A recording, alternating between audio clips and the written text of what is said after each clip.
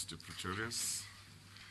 Thank you. May I just intervene, Mr. Chair, following our discussion in chambers, that and to make a formal announcement that Mr. Temba Maseko will come to give evidence tomorrow morning at 10 a.m.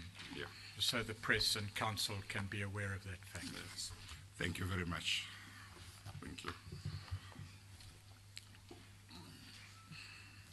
Ms. Silo, you may continue. Thank you, Chair. Thank you. Are you ready, Ms. Mentor? You are ready. Okay, all right. Just to help you find your place, Ms. Mentor, we are in your statement, page 29, paragraph 103.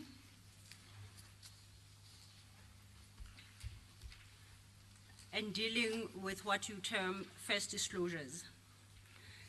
We have dealt with what you call the informal meeting before the meeting of the Joint Standing Committee on Intelligence. Now, can you take the story up from paragraph 104? Era 104 is the fact that an opposition member or two raised the issue in the committee for the attention and request of the committee, requesting that the committee discusses the matter. I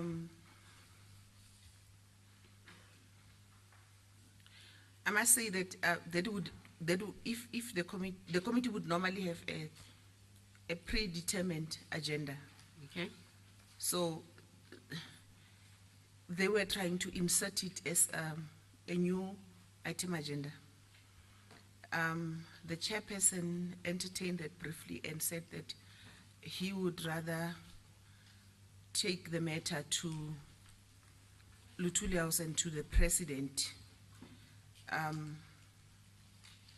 So the matter stood off. It was left in the hands of the chairperson. He undertook to handle it. Now, when these issues were raised, had the meeting started formally? Yes, you adopt the agenda at the beginning of the meeting. Okay. Now, the members of the opposition, you say one or two that raised this, was it after the adoption of the agenda or before, to your recollection? I think it was an attempt to add them to the agenda before it's adopted. So the meeting was in formal session now? Formal session. Now, do you recall who these one or two members were? I recall that they are members of the opposition, not members of the ANC. Okay. But you can't say to which party they belong. You don't have to commit yourself. If you don't remember, you don't. Yes, and I think on that committee there were only two members of the opposition representing two opposition parties. I don't want to commit myself to names. Can I inquire from you, are the minutes of this committee recorded? The minutes of the committee are usually recorded and they are secret. But Okay. I'm sure the commission will be able to deal with that. And can the chairperson accept that they are transcribed as minutes for consideration at the next meeting in the normal course? Can you explain that to me, please? Can the chairperson accept, and I appreciate that they are confidential, that in every meeting minutes are taken which are then adopted at the subsequent meeting? Does the committee follow that process as well? Yes, but the issue was not discussed. It was handed over to the chairperson. I'm sure that you'll get those minutes. Okay. You ask for them. Now, you indicated that the chair expressed a view on how that matter should be dealt with. Who was the chairperson of this committee? Dr. Siyabonga Cwele. And can the chairperson accept that if the commission were able to locate those minutes, both the issue raised and the decision of the chairperson will be reflected in that minute? Yes, ma'am. Okay. Is that what you expect to be the position, or are you giving that answer because you did subsequently see them and they do reflect that? I did not see them, Chair. I don't know if matters that are considered for addition to the agenda are added. But I don't want to stop the commission Yeah, no, to try and access the minutes. no, you are not stopping the commission. You are trying to help as much as you can.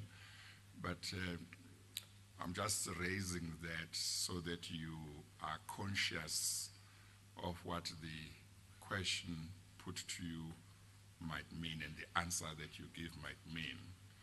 So you were asked whether the minutes will reflect that addition and the decision of the chairperson. You said yes.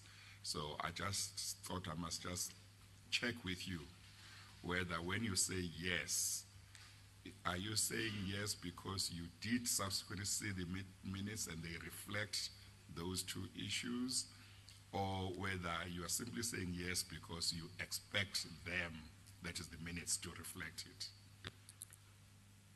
I did not see that they are captured in the issue discussed was captured in the minute.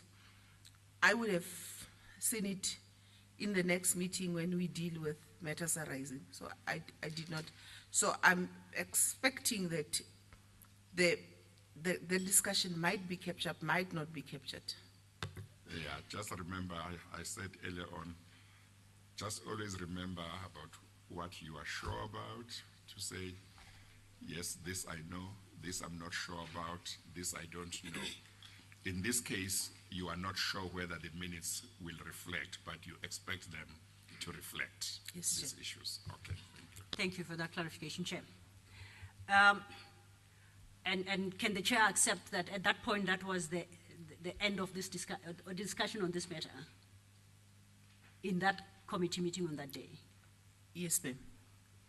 Now, in other subsequent committee meetings you attended of the same portfolio committee, was this matter ever referred to again? Not that I recall. You indicated that the chairperson said he would refer the matter to The ANC. the ANC, Luthuli House. to Luthuli House. Do you know for a fact whether or not that happened?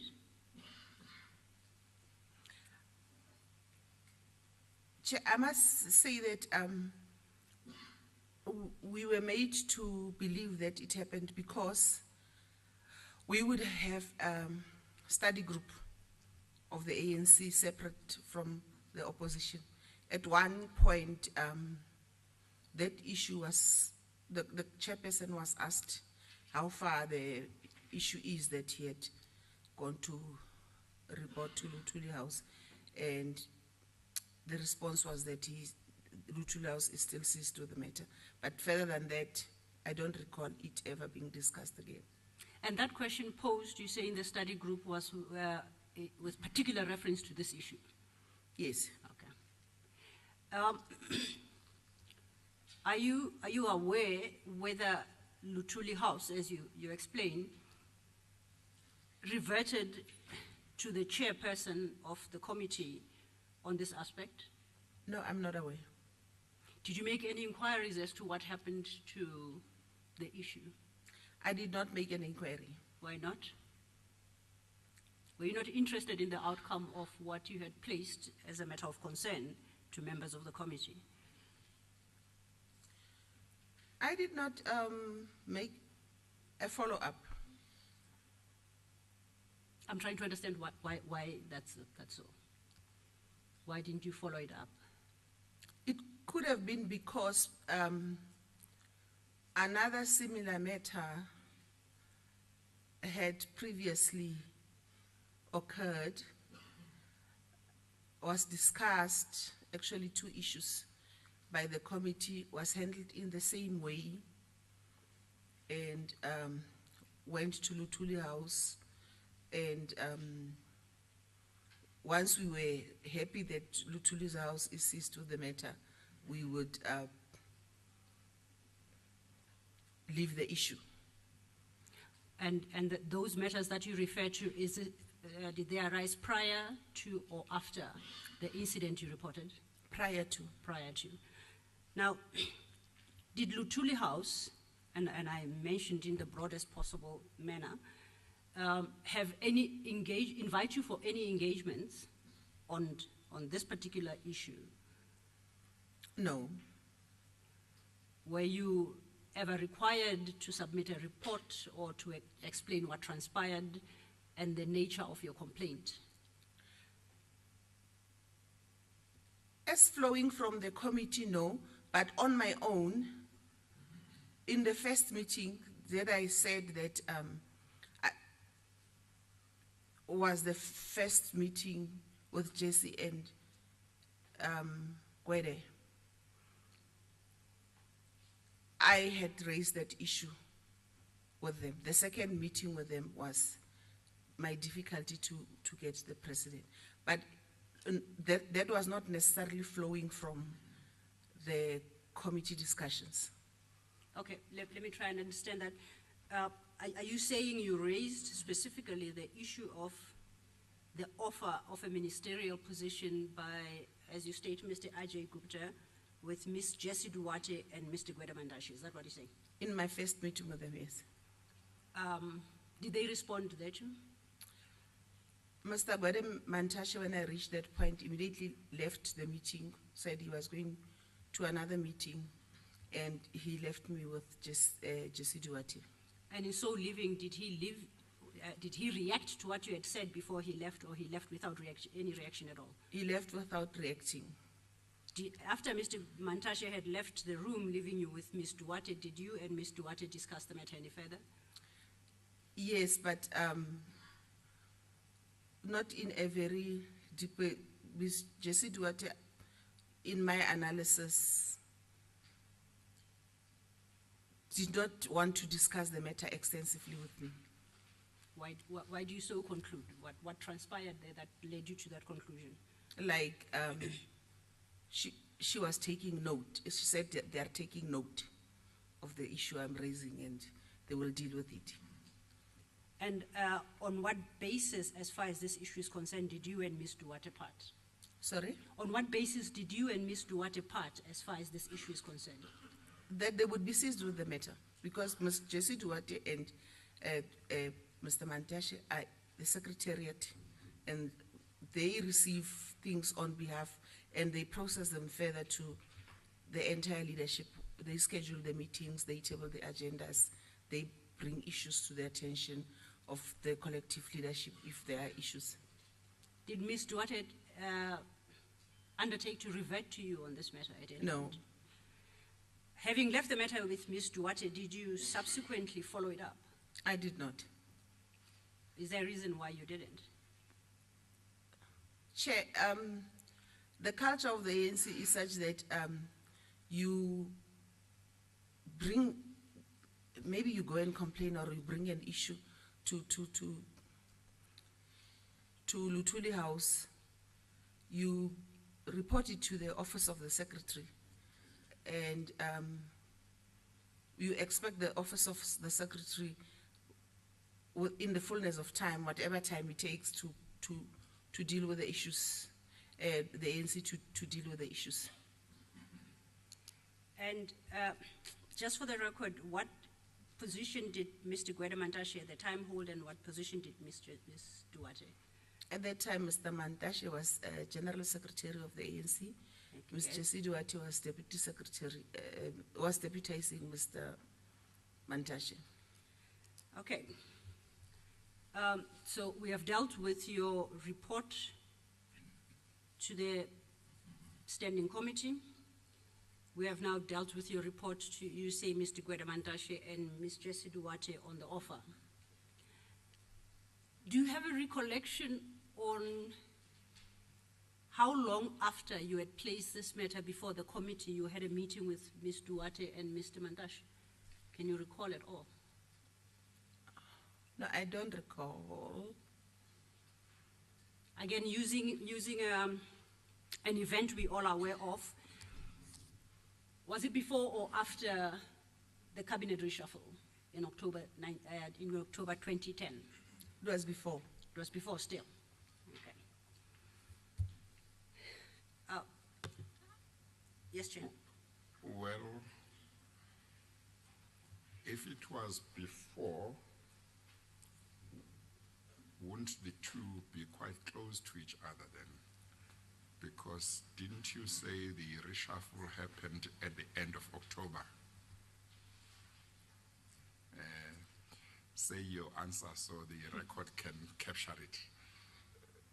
I don't understand your question, Chair. I'm saying she is asking you, the question she was asking you is whether you are able to say how long after you had reported the matter to the Intelligence Committee, you reported to Mr. Mantashe and Ms. Duarte. She was saying, are you able to say how long that was?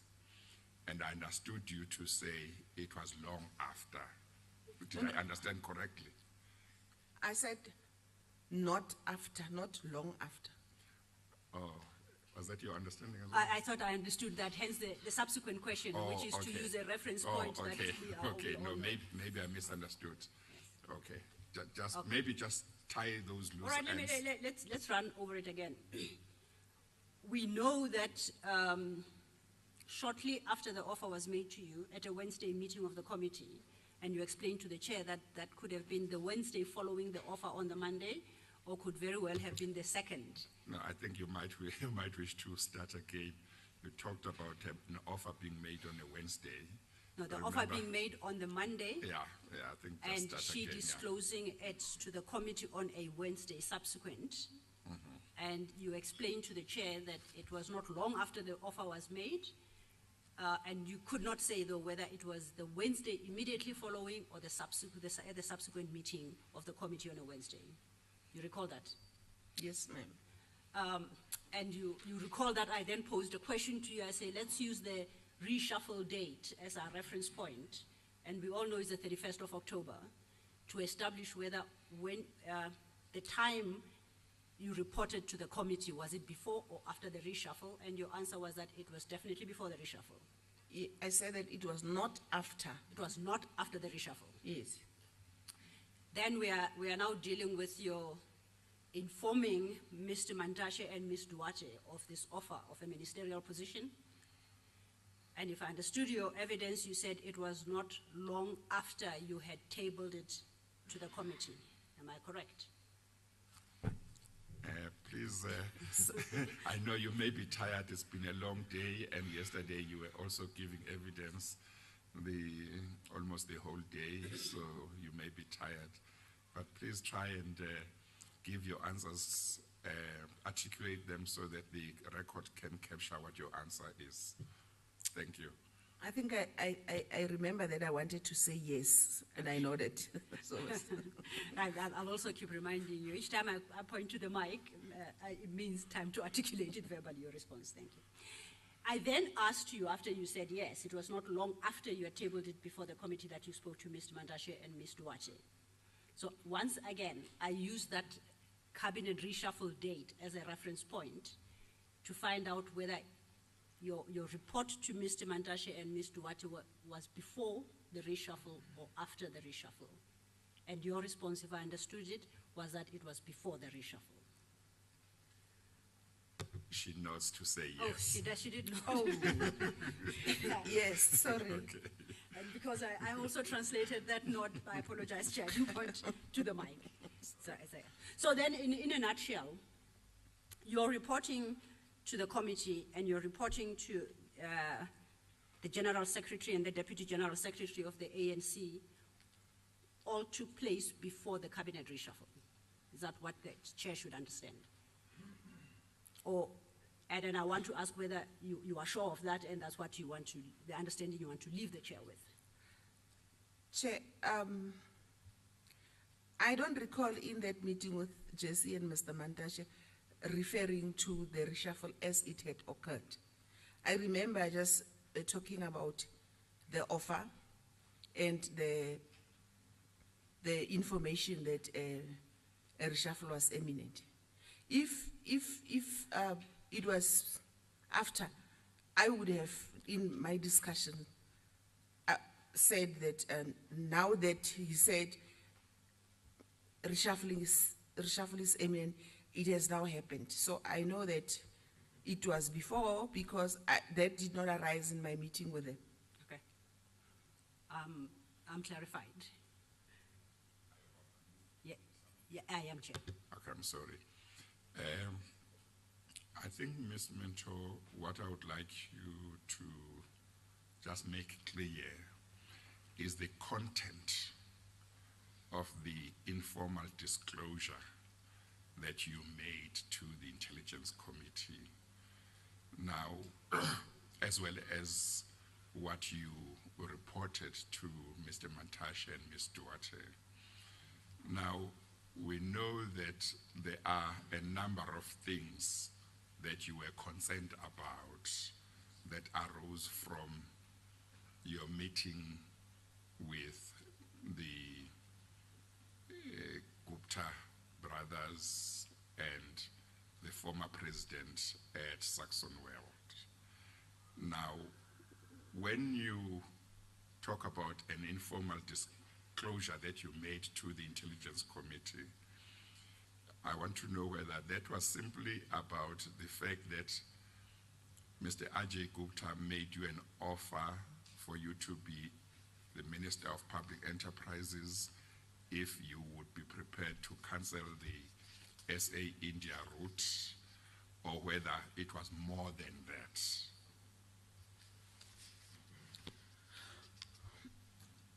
It was the issue of the offering of the ministerial position and the route, as well as the reshuffling. I did not go into details about what happened between myself and the president. Oh, okay. No, that's important because I wanted to make sure that if any of those people, any one of them or more, were to come here, we must know whether we expect them to know some of the details you have told us about in relation to what happened when you went to Gauteng to meet the president or not.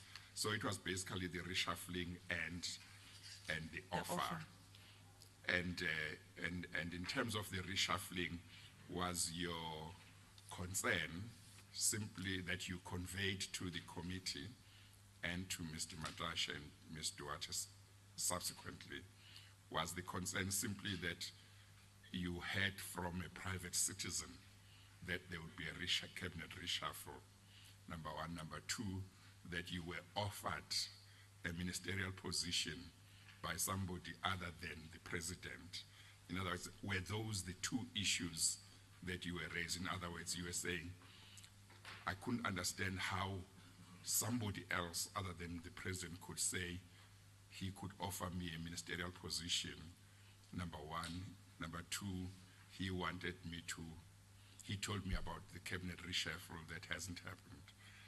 So I just want to understand what it is you conveyed to them that they were supposed to deal with. The crux of the issue I was conveying was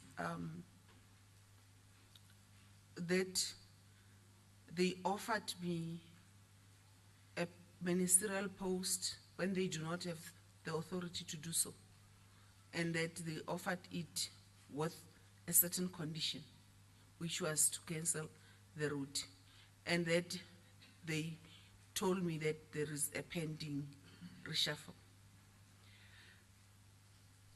And it was the same two issues that you conveyed to Mr. Mantashe and Ms. Duarte? Yes, Chair. Thank you very much. Thank you, Chair. Thank you, Ms. Mentor. You proceed then on your page 30 to deal with this issue of disclosures under heading media and social media, and you start that at paragraph 106. Can you take the chair through the disclosure on media and social media? The disclosure, I understand, falling under the main heading of my disclosure of the offer made to me by Mr. Ajay Gupta.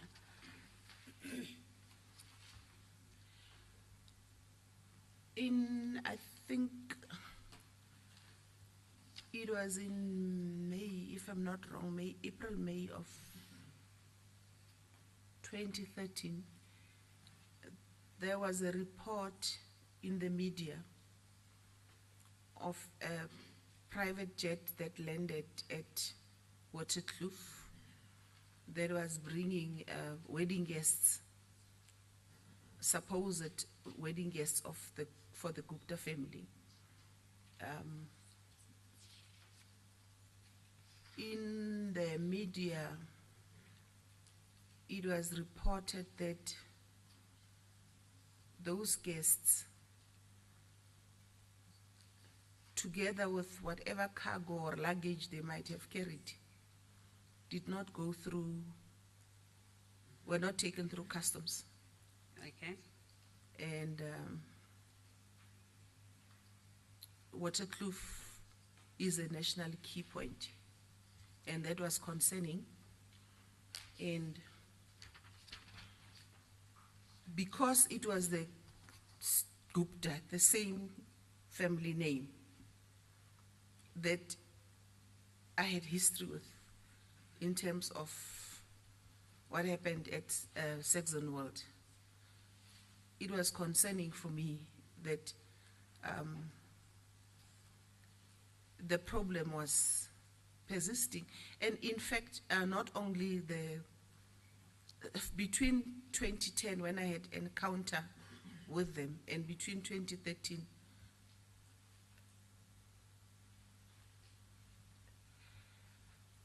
incrementally, the Gupta were in the media about many things often. So I started posting on my Facebook page a lot about them around that time. I accept that. I'm interested in particular when you started posting about the offer of the ministerial post made to you. Do you have a recollection as to when that first appeared in the media or social media at your instigation? In my recollection, in my mind, I started talking about it in 2013 after that plane landed at Waterkloof. But I've tried to search for it. I'm not very savvy. I'm savvy in putting things on that net, but I'm not savvy in retracting them and tracking them. In my mind, I touched on the issue of the offer. I touched on it again in 2016. Okay, let's stay with 2013 for now, and please explain to the chairperson the manner in which you raised it. To your recollection, what would you have said, or what did you say at the time? And I mean in the period 2013 now. Did you specifically refer to the offer being made to you of a ministerial position by, I'll call them the Gupta family, without being specific as to which member?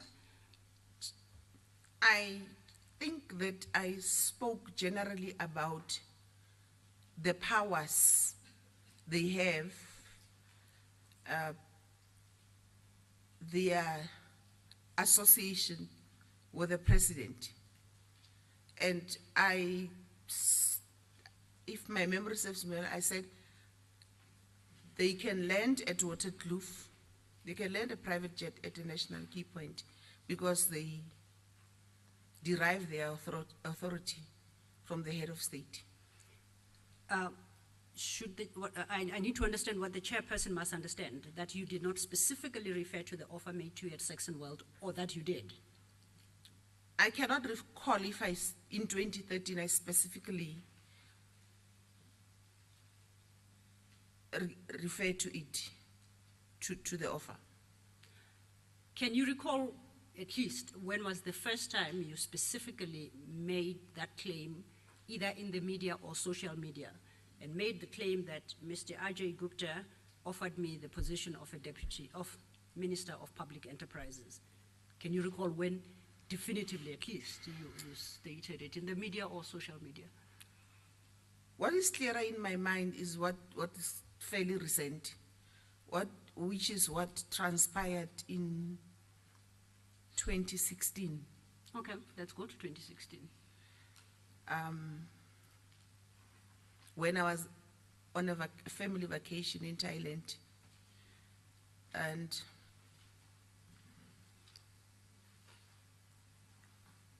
Can you put a time to that, to be precise, month, date if possible? February 2016. Okay, thank you. I think it was towards the end of February 2016. February, March. Okay. February stroke March 2016. I'm sure we can accept that. I recall that at that time, I think it was Moody's agency that was in the country, and there was a high probability that South Africa was going to be downgraded. So much as I was on vacation, I was seized with checking news from home through the net and by various ways. That's when I came across, I first came across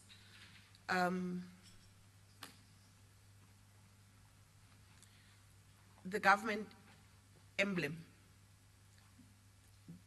that had a head of Gupta brother superimposed on it with a turban that depicts Indian culture, as Indian men would often do, wear a turban around their head. So I put a post on the media, or on my wall, saying, this is who runs the country. In fact, I think I linked that to the probable downgrade that was pending. I said in my post, and I'm paraphrasing, we are in this situation, meaning the situation of a probable pending downgrade because of this. Our country is run by this. Okay. Subsequent to and then there was a whole lot of discussion around it. But because there is I'm sorry, Ms. Mentor. Please don't forget what you wanted to say. Okay. Will you just say what you meant when you said our country is run by this? Just state exactly what you were meaning. Thank you, Chair.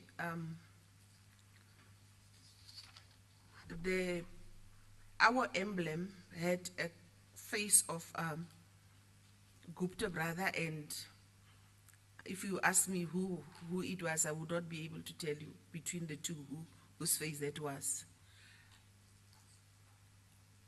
And I was saying, we are about to be downgraded. We are in an economic mess, about to be downgraded because of, in the post, I did not say so and so runs the country, but I put that picture and said, because this is who runs the country.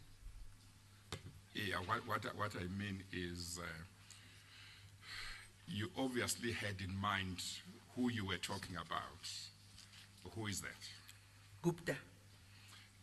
And based on the posting, the person who saw the post and read what you wrote would understand that as well. Is that correct or not? A person would understand that. I was at the point where I say there was a lot of discussion because everybody understood that I meant that our country is being run by a Gupta or the Guptas, and Yes. that has resulted in an economic mess. Yes, okay, thank you. Thank you, Chair. Okay, then you made that comment on social media. It was a general comment about who runs the country. Now, when did you first make a posting relating to the actual offer of the ministerial post? I think the next day or within a few space of time, because there's a time difference between Thailand and South Africa. Yes. There was an intervening period where I went to sleep. and then when I woke up the next day, it might not have been the same day in terms of the time differences between a certain Johan Abri, who is a member of the DA, had also discussed the issue of the Guptas. I don't know if he also had put that thing, because those few days that the head of the Gupta on an emblem was a topical issue on the, I don't recall if he had also put that thing there, but on his thread, by the time I woke up, his thread was quite advanced in discussion. I then said that I'm not surprised, but they had previously offered me a position, and if you would indulge me, Chair,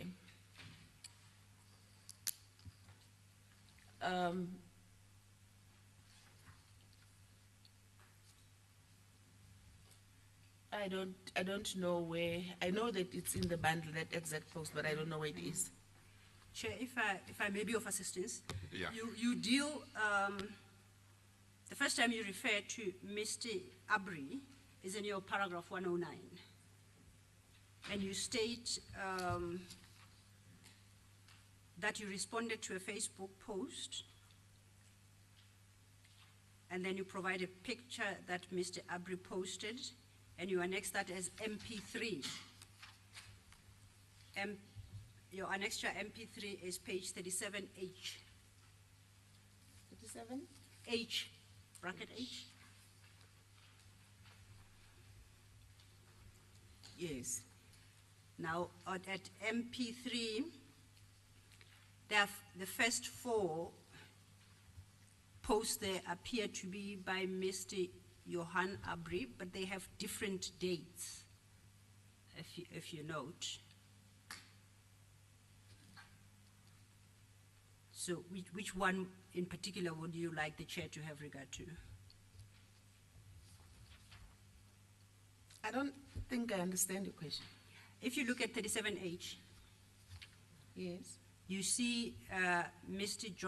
Johan Abri. There are 4 posts by Mr. Johan Abri. Do you see that? Yes. Now I'm Yes. saying under the name Johan Abri, each time there is a date and a time. The first is March 21st. The second entry is February the 2nd, followed by March the 12th, followed by March the 14th. My question is, which of the 4 are you drawing the chairperson's attention to? The one of March the 14th. Okay. You may continue. You received this post, or at least you saw it, let me say. I saw it And then what happens next? and I commented.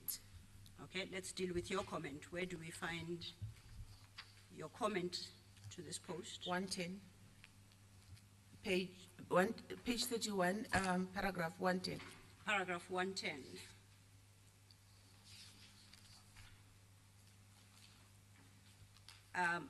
You had indicated at 109 that you have MPM3, which is Mr. Abri's post, and MPM4.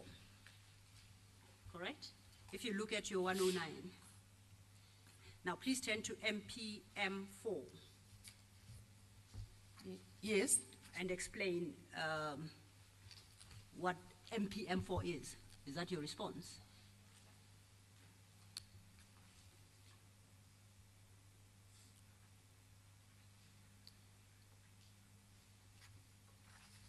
Yes, ma'am. The third response from the top of the page. Can you read that into the record? It's so fine. It's very fine. I think I have a better eyesight. I can offer to do it for you. Please With your do. leave chair. It reads facumento, I guess. It indicates the person who posts. The actual post is, but they have, I think it's supposed to be head, previously asked me to become a Minister of Public Enterprises when Barbara Hogan got the job, provided that I would drop the SAA flight route to India and give to them. I refused, and so I was never made a minister. the president was in another room when they offered me this in Saxonwold. End of quote. Yes, ma'am. When, to your recollection, did you post that? It was on the 14th of March. 14th of March. You proceed in your statement at 111 and you refer to another annexure, MPM5. If you look at your 111, what is MPM5?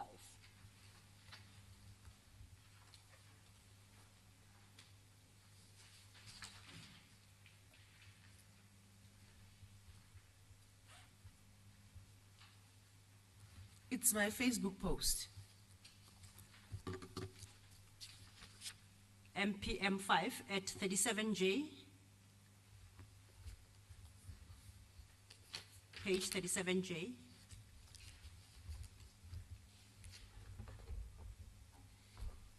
That's not readable.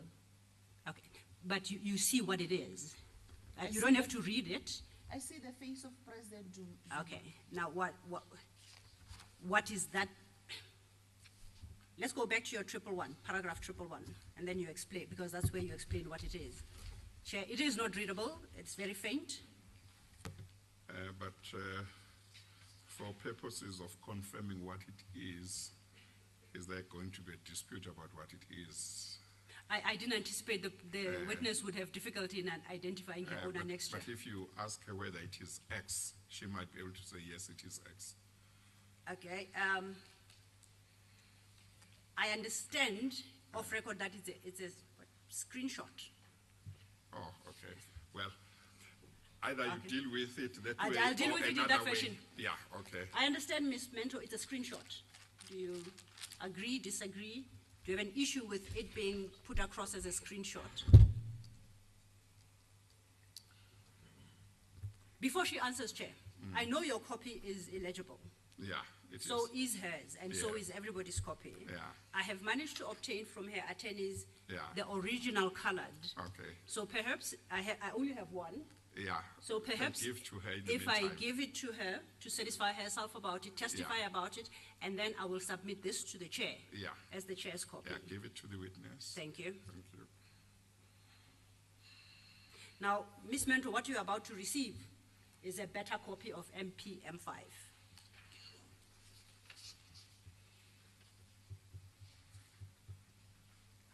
Do you recognize it now?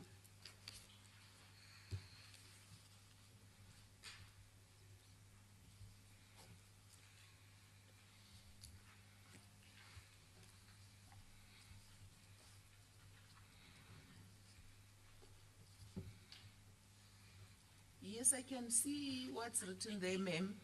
Okay. Can you explain to the chair what that is? And when it's dated, if you can make out. You can't? It's titled News. Yes?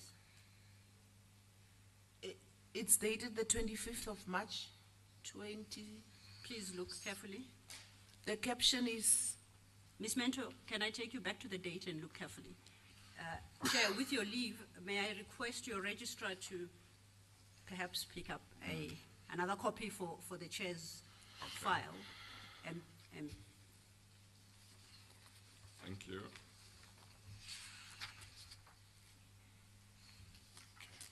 Chair, if I may request that the copy I've just handed in, I think it is marked MPM4. That is Yes. an error. As it appears in the record, it has now become MPM5. So Okay. if the chair could effect that change. Okay.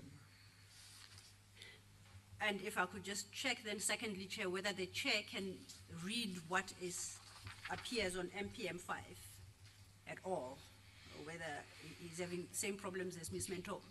Well, it's certainly better than the other one. Yes, Chair. You can read with some difficulty, or at least I can Okay. read with some difficulty. Okay. Then perhaps with Ms. Mento, I think Ms. Mento is struggling. Through the chair, I will confirm what I'll read here. I read, the first word is news. It's followed by the sentence, social media comment by former member of parliament. Immediately below is the date 15 March 2016. Do you see that? Yeah, I thought it was 25. It's, with the chair can confirm, I think his copy is 15. And it states that the presidency has received media inquiries about. Well, I must just say that now that she said she thought it was 25, when you take in your first look, it does look like 25 to me as well. But On a the second longer look? you look at it, it does look like 15. That's, I see 15 chairs. So But, or we, all three of us wear specs, so, maybe mine are newer, Chair. okay, all right. And in brief, it quotes the response by the president to comments attributed to Ms. Mentor in the press. And next to the last line on that snapshot is indication that inquiries be directed to Benjamin somebody, given the number, and it's issued by the Presidency, Pretoria. Now, at paragraph 115, Ms. Mentor states that on the 15th of March 2016, the President responded to her media social media statements. So we had to go through all that because the annexure provided is very difficult to make out because they are so faint. And at first, I too was of the impression that it was 25. But now, having seen the original, I see it's 15. Did you follow what I was explaining to the chair? That might have been too long. Maybe you need to break Okay, it let me up. try again. Yeah, You remember we break it dealt up. with your MPM4, which is the comment you made to Mr. Abri's post. Yes, and you said it was on the 14th of March. In your paragraph 111 at page 32, you state that the presidency issued a statement in response to that comment on 15 March 2016, in which the president stated that he has no recollection of you. He's therefore unable to comment on any alleged incident in her career. And you attach what we say is MPM5. You understand? Now, I say the MPM5 in the file is wholly legible, and I have just tried to give color copies and better copies. And I've confirmed with the chair as to the date that appears at MPM5. You follow? Yes, ma'am. Okay. I think we must check this. Having looked at the date, are you able to say that you accept that it is 15 March, or are you not able to say because of the fact that it's difficult to read it?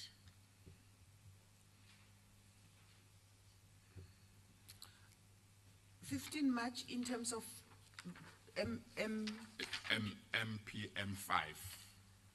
that the date appearing there is 15 March. So what I'm checking is whether you accept that that's the date that appears there, or whether you are not able to accept it because you can't see. I accept it because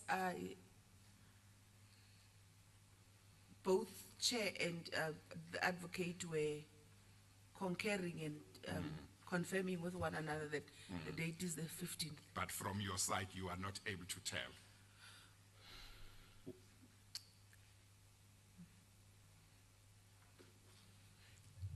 You are not sure. This I is think. embarrassing, Chair. Yeah, why? That I don't see. I don't see either. It looks like a 25, but I accept that you both say that it's a 15. Yeah, well, maybe in the end, nothing might be turning on whether it's the 15th or not, but what I wanted to check is whether, while I see on my copy as 15 and she sees it, whether you are also able to see it as 15 or not. That's all I wanted to double check. Did you want to say something just now? Not relying on what I see here, Chair. Uh-huh. I know that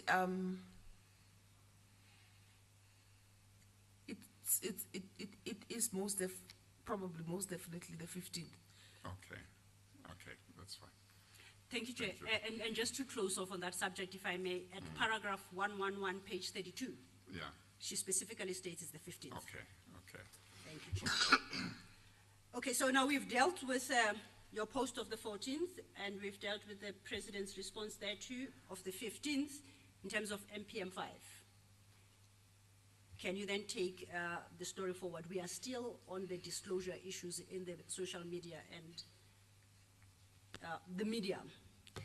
I'm sorry, Ms. Silo, before Ms. Mento does so, I just want to make sure I understand this. The response from the presidency, which we find in MPM 5, was it a response to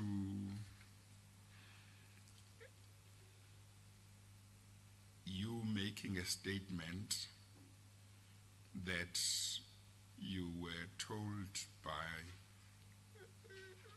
the Guptas or Mr. Ajay Gupta that there was going to be a cabinet reshuffle before it happened, and that he offered you a ministerial position on condition that you would cancel the SA India route?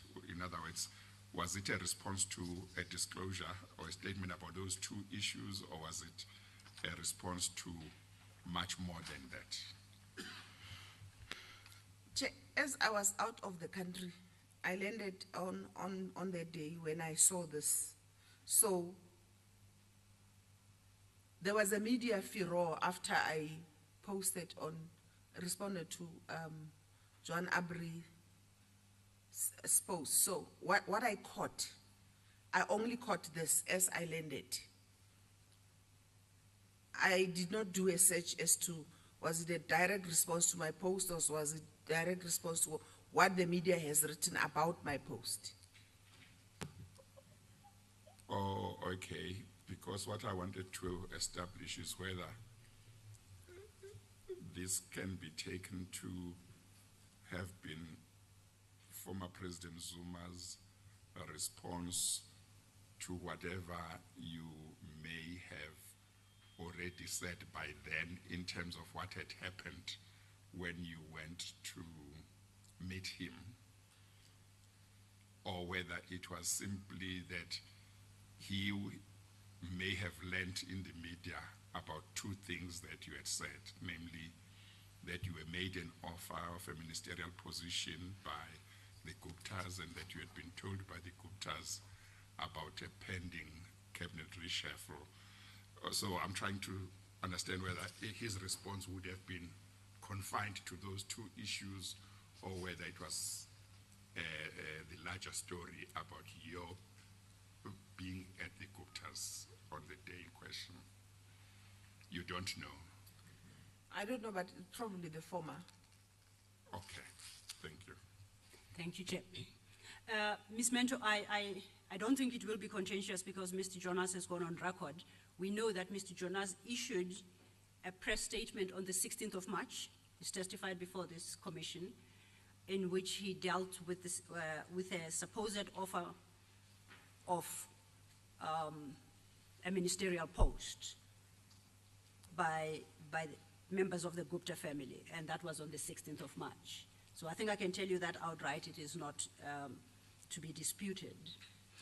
I want to then... I'm sorry, who do you say will not dispute that? do No, you no, know the- whether Mr. Ajay Gupta will not dispute that? No, Chair, not the content of that. That Mr. Jonas issued a press statement. Or the fact of the That fact issuing will, of the... yes, okay. that's the one that is okay. not will be in dispute, not the content. Okay, all right. Then I guess we'll finish quickly and go home. Because then that is the 16th. In your statement, and I'm mindful of the time, at 117 you then give a further annexure dealing with your further comments on this supposed offer made to you. And that you say is to be found in your annexure MPM 7. MPM 7 is at 37L, L for lorry. I'm sorry, Ms. Silo. You are going to 37L, is that right? 37L, L That's for where lorry. you are going. Yes, that's where I am, Chair. Before you get there, Ms. Mentor, can I ask you something relating to 37K, which is MPM 6?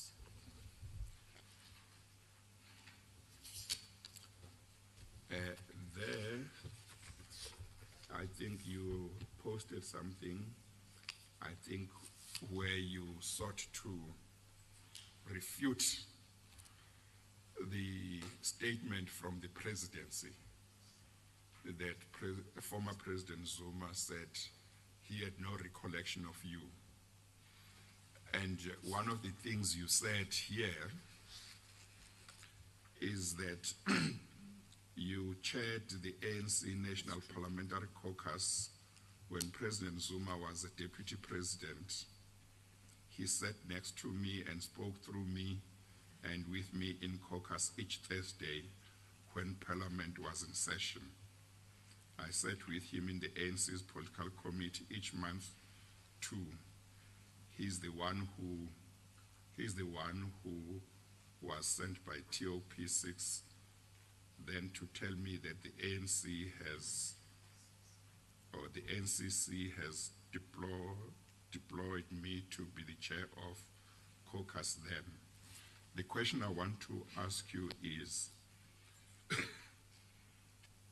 for how long were you chairperson of the ANC National Parliamentary Caucus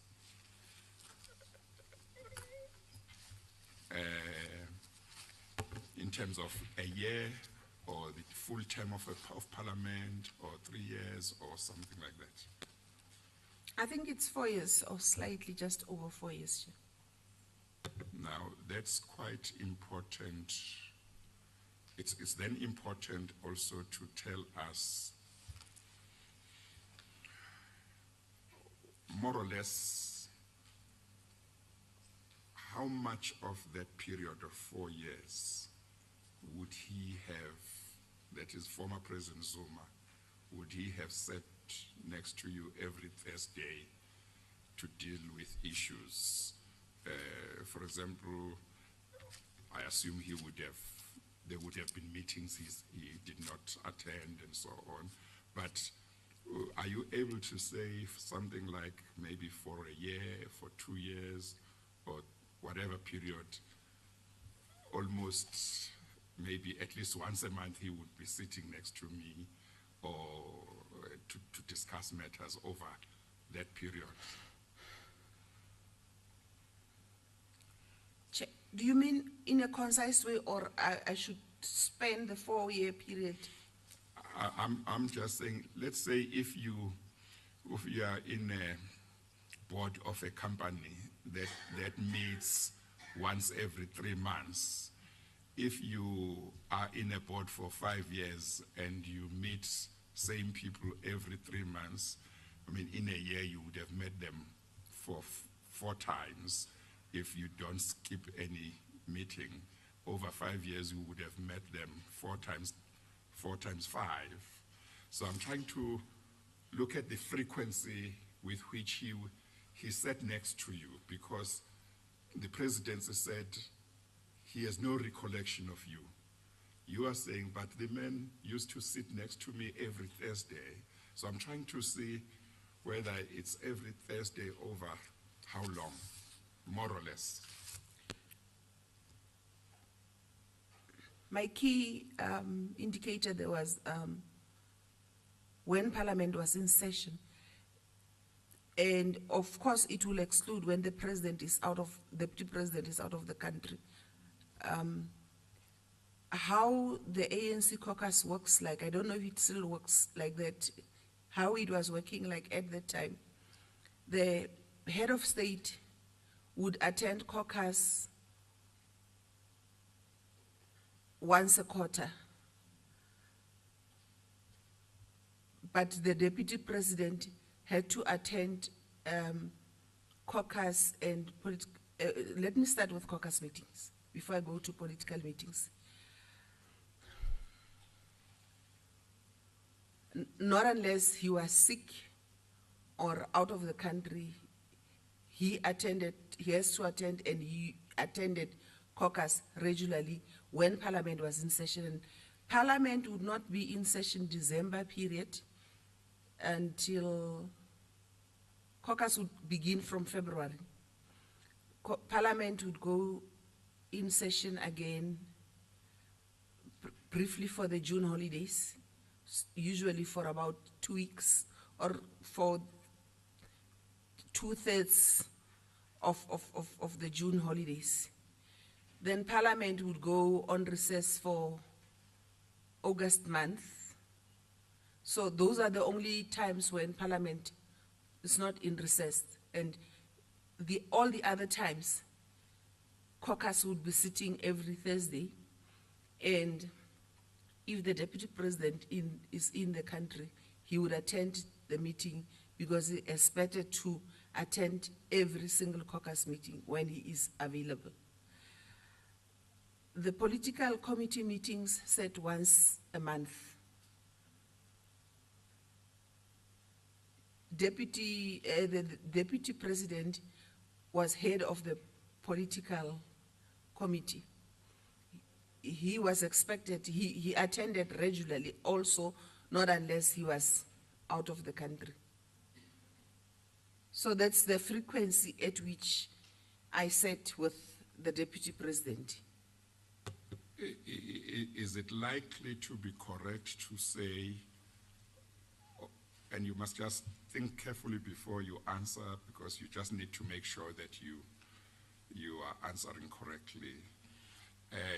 Would it likely to be correct to say it was not less than 10 times that he sat next to you while you were in that capacity over whatever the period was? Or you would not be able to say? It was way over 10 times. It was way over 10 times? Yes, Chair. Maybe even close to 15, 20? Over a period of 4 years? Over that. Okay. And would there have been an attendance register that was kept for those meetings? Definitely, Chair. And would they reflect his attendance? Yes, Chair, and my attendance too. Yes. And would they be, as far as you know, would they be available from Parliament? They would be available from the ANC caucus. Oh, okay. If kept. Or they would not be, they would be a party issue, not a parliamentary issue. Yes, Chair, it's a caucus and political committee is a party Yes. issue. And as far as you know, did this committee use to keep proper records of registers and minutes? Yes, Chair. Yes. Okay, thank you. Chair, if I may just assist the chair, the chair might want to take note of the following, because when Ms. Mento gave testimony on these aspects yesterday, she wasn't referring to a statement. This is dealt with at paragraph 19 at page 5 of her statement.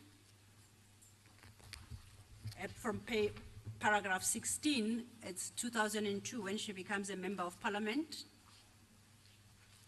And at 17 indicates in 2004 she was then elected chairperson of portfolio committee. At 18, she says she was made an ANC whip for discipline in 2004. At 19, says shortly thereafter I was promoted to become the national chairperson of the ANC caucus in parliament. I held that position from 2004 to 2008. By virtue of that position, I sat on the national executive, the NEC of the ANC. Then at 20 says approximately 2008, I was removed as national chairperson of the ANC caucus. So I just wanted to draw the chair's attention to 16 to 20, and it would address some of the time issues. Thank you, Chair. Maybe I can just add this, Ms. Mento. With you having been chair of that committee, so you would have actually seen minutes of various meetings of that committee. Yes, Chair. I would sign the minutes. Yes, and as you sit here, you know that they did reflect him as having attended. Yes, Chair, whenever he attended. The minutes had an addendum of the register, which is separate. Yes. We don't sign the attendance register, but Yeah. I sign the minutes, but Yes. attached to the minutes is it's a separate document, Yes. which you circulate because the caucus is very huge, Yes. and everybody signs next to their name when Yes. they are in attendance. Yes. So your response to the statement from the presidency to the fact that the former president had no recollection of you was in effect to say, but how is it possible? Because he sat next to me in meetings for so long, effectively. Yes, Chair. Thank you. Thank you, Chair. The Chair has taken you through MPM 6, Ms. Mento, and from paragraph 113, you deal with MPM 7. And your MPM 7 is the one that appears at 37 bracket L. Sorry. L for lorry. L appears to be a collection of, in fact, all of L are your postings, I think, on social media. The first one is dated March 17th, and the one following is November 6th. And when I look at the dates,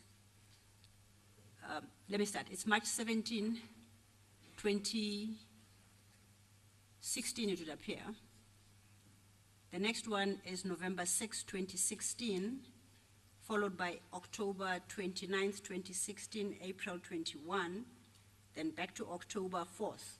Now, of all these, which ones are you relying on as MPM 7?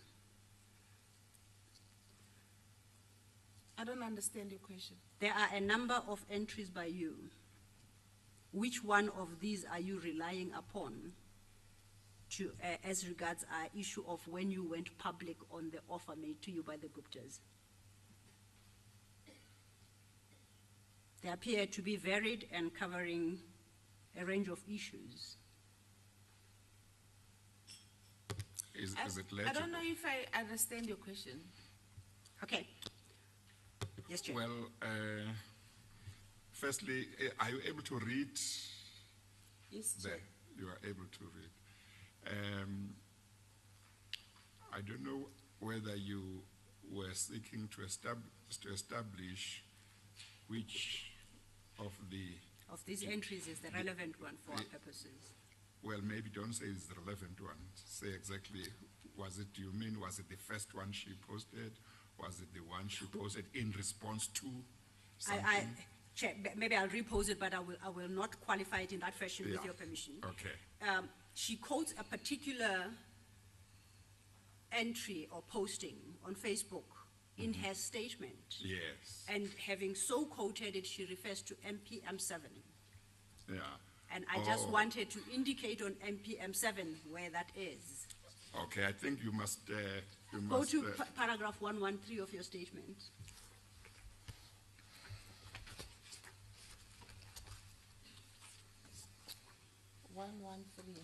At page 32. You start with the words, on 17 March 2016, I further posted.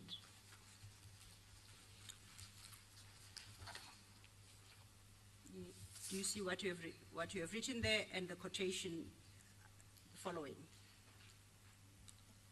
And then in Yes. 114, you have got a copy of this post is MPM 7. Can you see that? Yes, Chair. What she is asking is that you should point out at page 37L, which of those, I don't know if they are called postings, or those entries, she calls them, is the one you refer to in paragraph 114. Which one of those, yeah. That's what she wants. Thank you, Chair. It's the one of 17 March. Okay. The only one on 17 March, Chair, is the first one at MPM 7. Okay. Because the writing is small, you can now refer back Okay. to your paragraph 113 where you've quoted it. So do you confirm that is the top one at 37, page 37L? Yes, Chair. Thank you. Okay, now let's deal with that post, or I don't know what the chair called it. Well, don't rely on me. I don't know It's these a post. things. The post, okay, the post. Let's rely on the version you have on at page 113 of your statement. It's more legible. Paragraph 113, page 32. Okay, now can you read into the record what you said on the 17th of March on your Facebook page? President Zuma was in that Gupta house with me on that day. He came in after I rejected the offer. He accompanied me down the 456 marble-covered white stairs at the entrance of the Gupta house to their black twin cab with heavily black-tinted windows, which taking me back to the airport. I'm reading it as is. Yes. I was on crutches. It was about 5 to 7 days or so before Barbara Hogan was reshuffled as a Minister of Public Enterprises. The rest I will reveal at the right time. Okay. While we are on that, may I inquire as to what you meant by the statement, the rest I will reveal at the right time? The rest would be my interactions with President Zuma when I alerted him to the offer and everything, and how he treated me and how he responded to me. Matters that you have testified to already. Yes. Before the chair. Okay, so was that your final social media post on this topic? May I just address you on that post through you, Chair? Yes. Yes. Once again, like I highlighted, I think it was at paragraph 100, that the timing on the post was wrong of 7 to a few days. When you say it was about 5 to 7 days or so before Barbara Hogan was Yes. reshuffled. So I know it stands like this, but I'm saying, having gone through the issues and checking the timelines, that was wrong, the estimation of 5 to 7 days. okay. We will note it. I then inquired from you whether this was the last of your posts on this particular subject. I doubt that would have been. I think on the subject of President Zuma and the Gupta and myself in Saxonwold. On the offer of position of minister. I wouldn't know if it was the last. Okay. As far as this chair is concerned, that is the last post you provide him. You don't refer to any other subsequent to that. in your statement as it currently stands. Do you want to check your statement? Yes, I would like to do that. Please do so. The post we have just read, you deal with at 113, and at 114, you annex it as MPM7. And you can just check the papers, the pages following.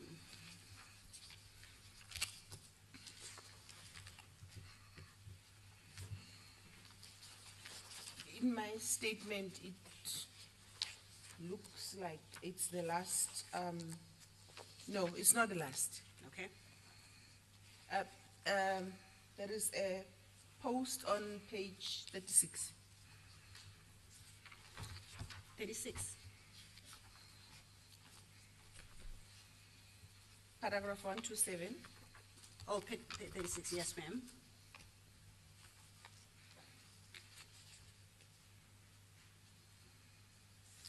In the almost in the middle of the above 128. I see that. I think that's a related post. I appreciate that. I wanted to talk about a post that's specific, talking about the ministerial offer. In the statement, that was the last one. Yes, in the statement only, not that that is the last you ever made, Oh. but what you've provided to the chair. Thank you. Yes, ma'am. If I then may move on, Ms. Mento, to what you call disclosures now to the Hawks. You deal with that from your page 33, paragraph 118 and following.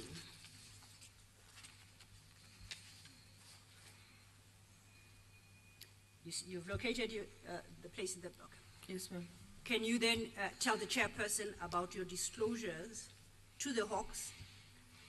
Firstly, what did you disclose and when did you disclose it? Chair, whereas that subtitle there says Hawks, my first disclosure was to SAPS, and that's contained in 118. Okay?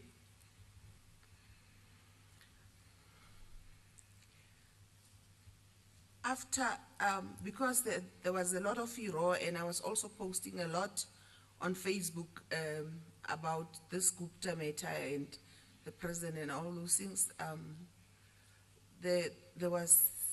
South Africa became increasingly seized with the matter from media and everything. The ANC had suggested an inquiry, which I rejected, and I posted to the effect when the ANC announced their inquiry that there should preferably be a state inquiry. And I said I was not going to appear before that ANC inquiry. I then decided that I should go and open charges against a number of things and against a number of people based on the issues I had observed and researched and read about in the media and heard about over a period of time, and those that I myself had experienced. Okay, so when did you do that and where? I went to the Durbanville police station, which is the closest police station to where I live. I requested to speak to the senior in command of the police station. I said to him, I have serious charges that I would like to lay against highly placed people. Now, before you proceed, can you give the chair a sense of timing? When is this? This is In terms of- in May 2016. Thank you.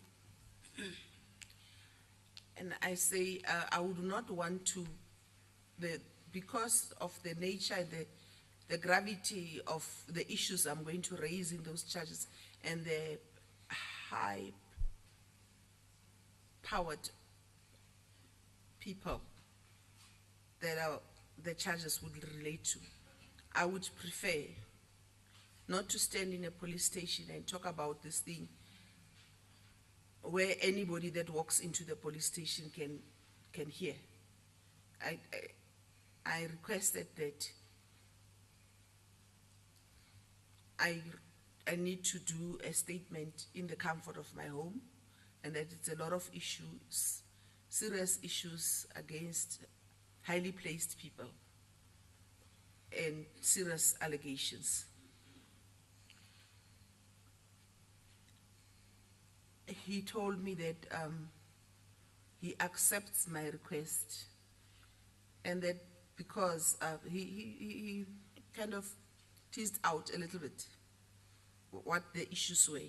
Once I gave him an idea, he agreed that he would send people to my house, and he said to me he would like to treat this with the greatest care. So he's going to talk to people he could trust to come and take my statement in the comfort of my home. And then later on he phoned to say that people would come the following day in the morning. Those that came were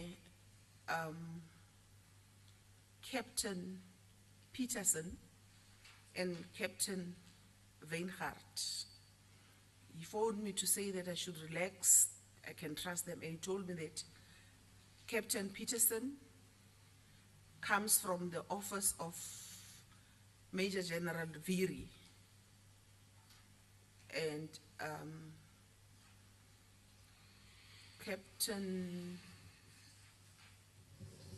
actually he had said to me that the best people that he can think of would be Major General Vytjie. I hope I'm getting his title right at the time. And Jacobs. Those were the people who said they are trusted. He knows that they would not, because myself and him, we were concerned that we shouldn't report things to people who would kill the charges.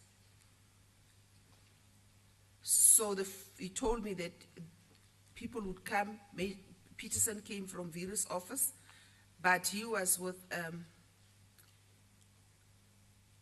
Captain Weinhardt, and he told me that Captain Weinhardt is his best detective,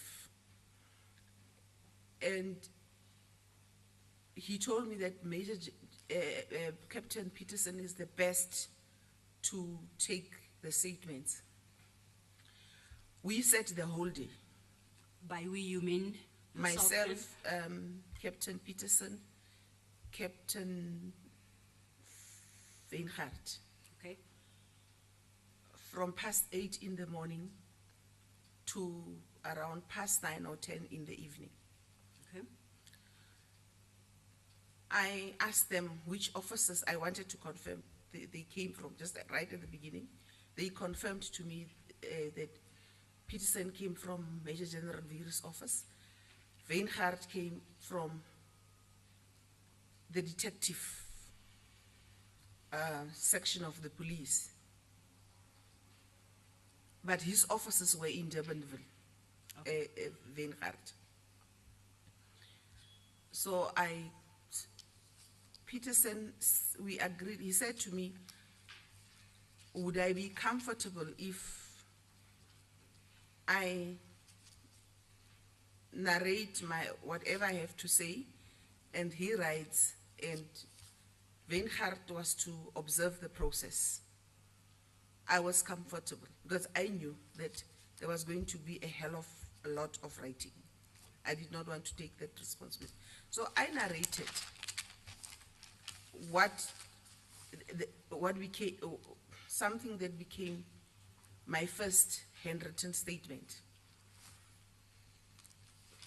We had breakfast, we had lunch, we had dinner, continuing with the task. At the end of it, at around past 9, they gave me the statement to read to satisfy myself that it was it captured the process. In between, if there were issues, we would resolve them. After reading the statement, I was happy with the content. Where there was a change, I would have signed, but I had accepted the whole statement, and I signed, and Peterson signed too. And they told me that they have been told to take the statement straight to Major General Vytjie, not to the police station, to his office, to himself. That's what the commander of the police station had instructed them to do, to then hand it personally to him.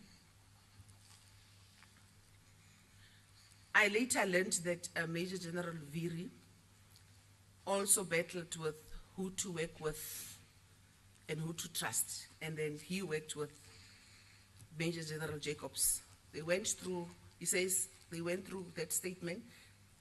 They realized that it contained very, very serious allegations against highly powered people.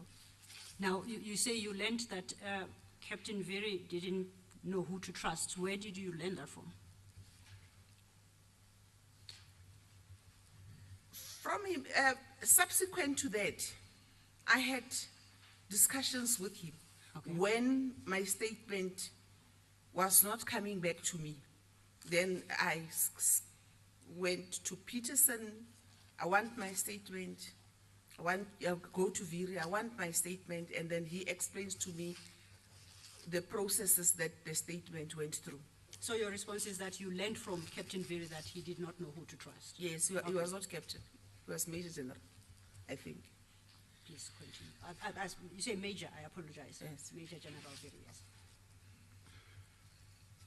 So he says, after they discussed, they even discussed as to who can set eyes on the statement, and they put it in a safe.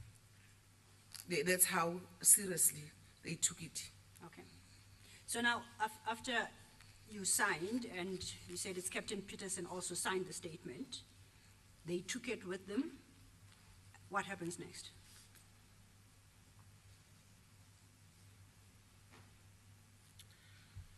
I received a call. I think after a month or so, when nothing was happening, I began to make queries. And I also wanted my statement back.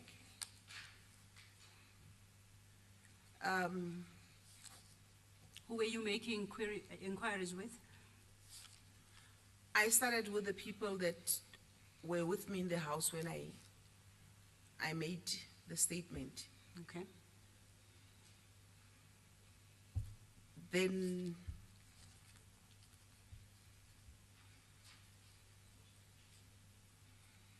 they told me to discuss this with Major General Vytjie.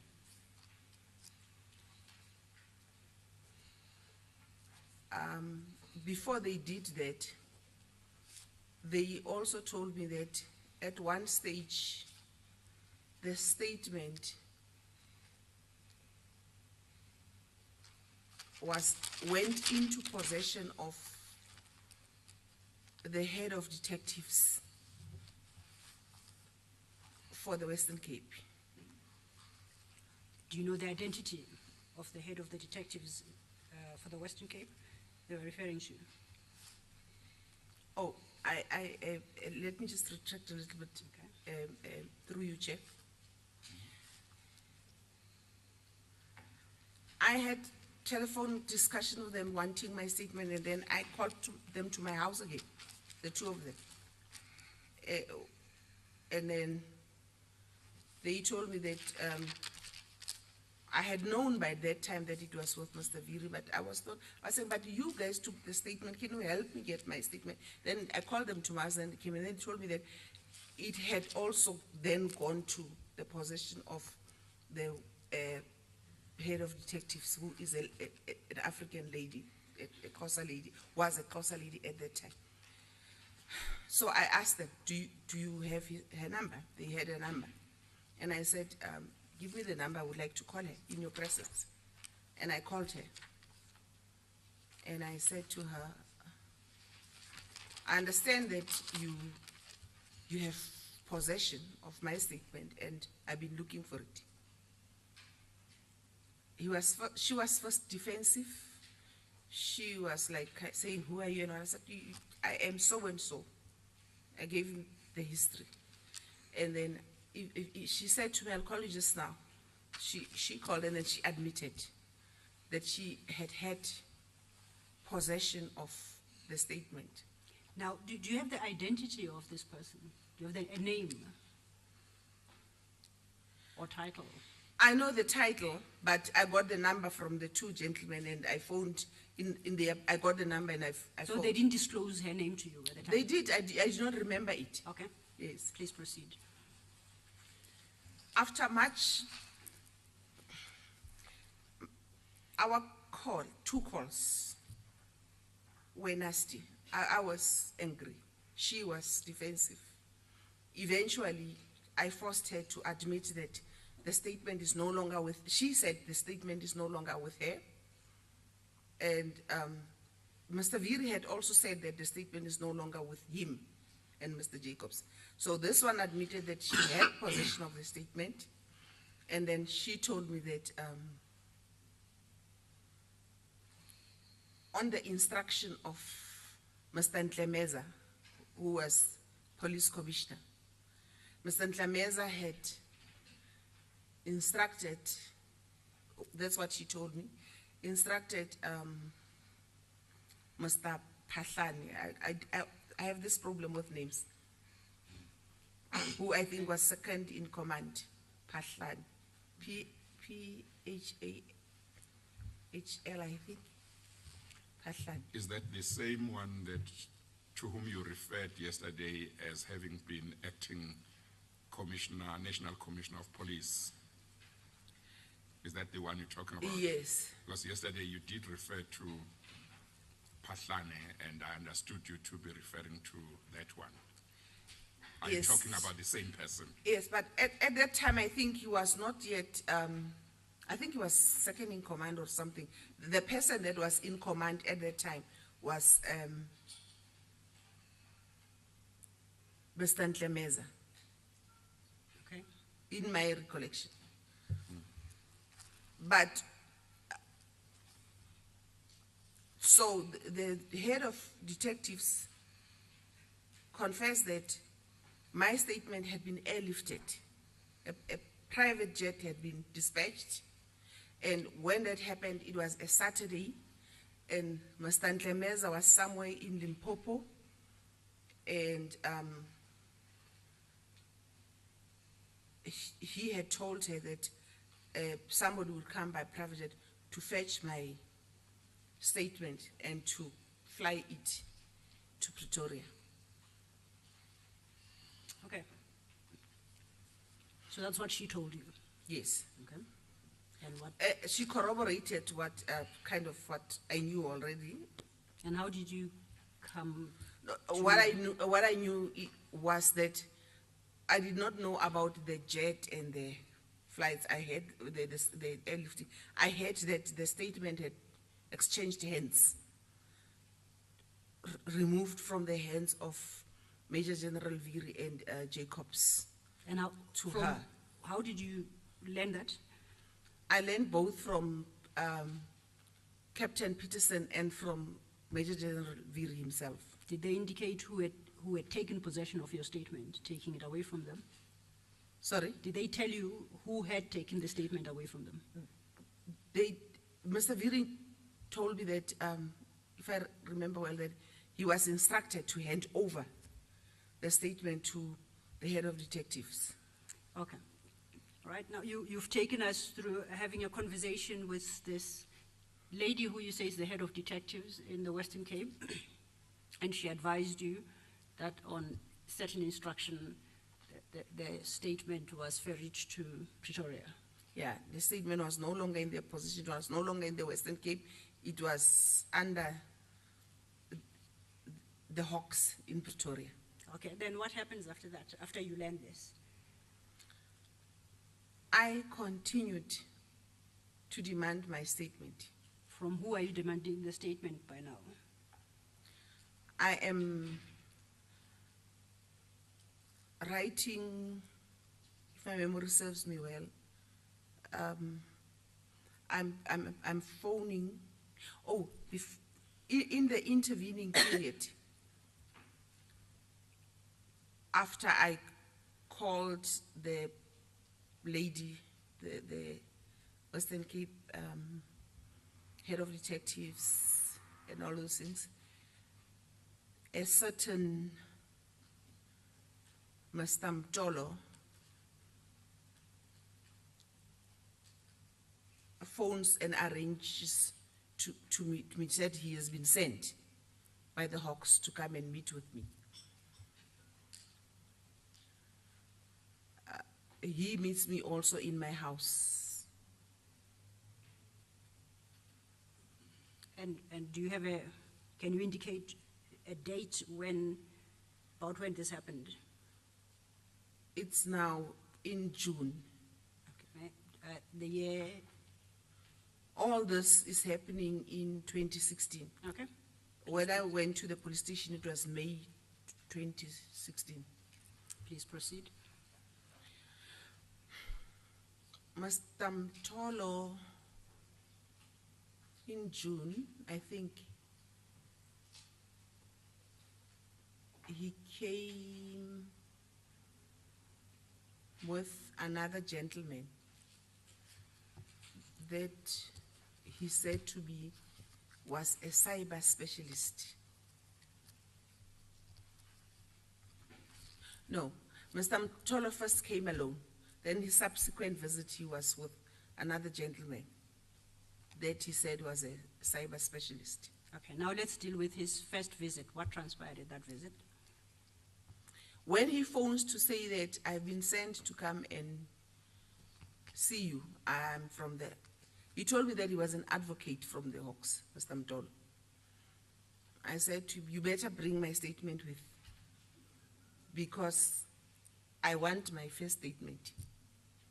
He promises he would come with my statement. And then he comes with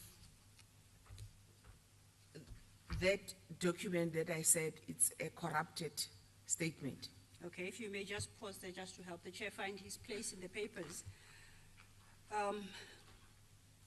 After Ms. Mento provided a statement, she signed a consent letter which was directed to the Hawks, consenting to the release of all and any statements she may have made to law enforcement agencies, and these were provided. They are now part of Bundle D1, and they appear from pages 150 to 167. These are 3 documents. So then, Ms. Mento, if I may refer you then to D1, starting at 150, you understood what I mentioned to the chairperson, that these are the documents that we received from the Hawks following your consent letter for the commission to have access thereto and to use them in this commission. Now, you were saying that Mr. Advocate Mtolo arrived with a corrupted statement which is in the file. Can you locate it? I'm still just checking something through you, Chair. Okay. While she is looking, did you say that according to the Hawks, pages 150 to 157 in Exhibit D1 represents all the documents or statements that they said they had from her At the time? at the time? Yes. And it is one statement? No, Is it- I said page 150 to 167. Oh, 167. The first statement runs 150 to 158. Oh. So it's pages 150 to 167. 67. Okay, So thank this, you. the first is 150 to 158 while Ms. Mentor checks that, whatever she's checking. Yeah, The second is 159 to 164. And the third then runs from 165 to 167. okay. Have you located, Ms. Mentor, what you were trying to check? What I want what I was trying to check is that in my memory, there's a time when Mr. Mtolo came alone. There's a time when he came with a cyber specialist. Okay? No, that's fine. We'll deal with both of them. I had asked him to bring my statement, but what he brought with was that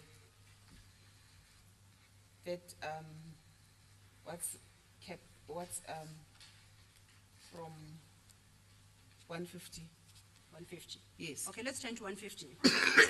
It is both typed and has got significant handwriting.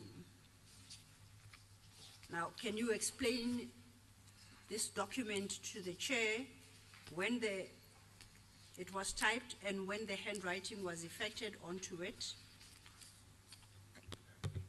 Before you answer that, Ms. Mentor, when you requested Mr. Mstolo to bring your statement,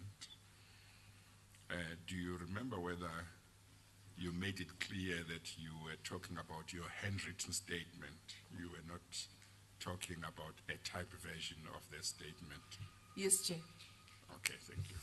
Thank you, Chair. Can you then explain what appears at page 157 to 158 very quickly to the chair? So, I remember that it was in June, and Mr. Mtolo told me that he was going on annual leave when he brought this thing. And I said to him, where is my handwritten statement that you promised to bring?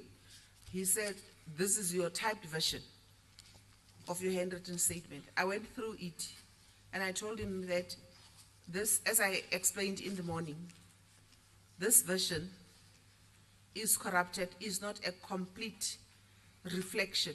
It has got a lot of errors in terms of content and other things.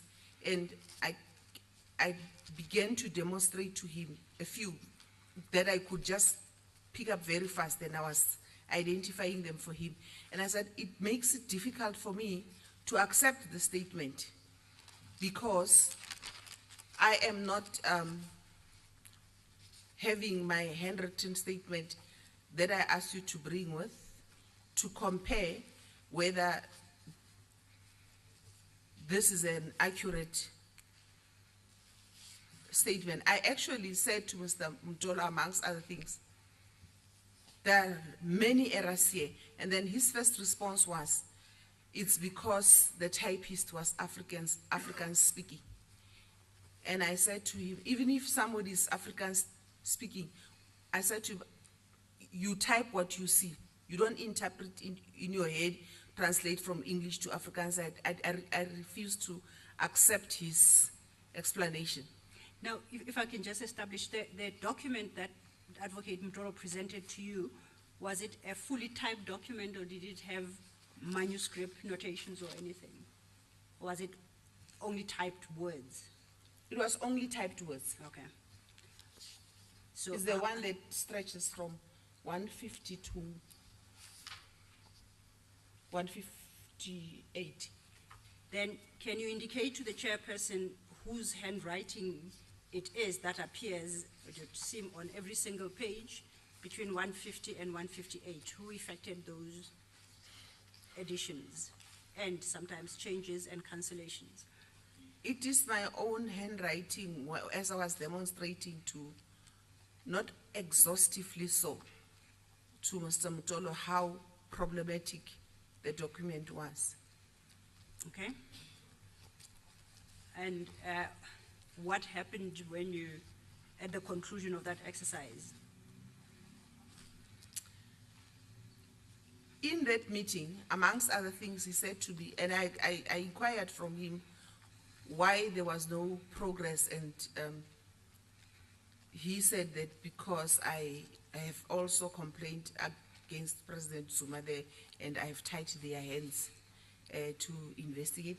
But then he said he was going on annual leave, and the following day, when he comes back from annual leave, he would bring my handwritten, he would go and have this thing retyped and bring with him my handwritten statement, original, that I have been demanding.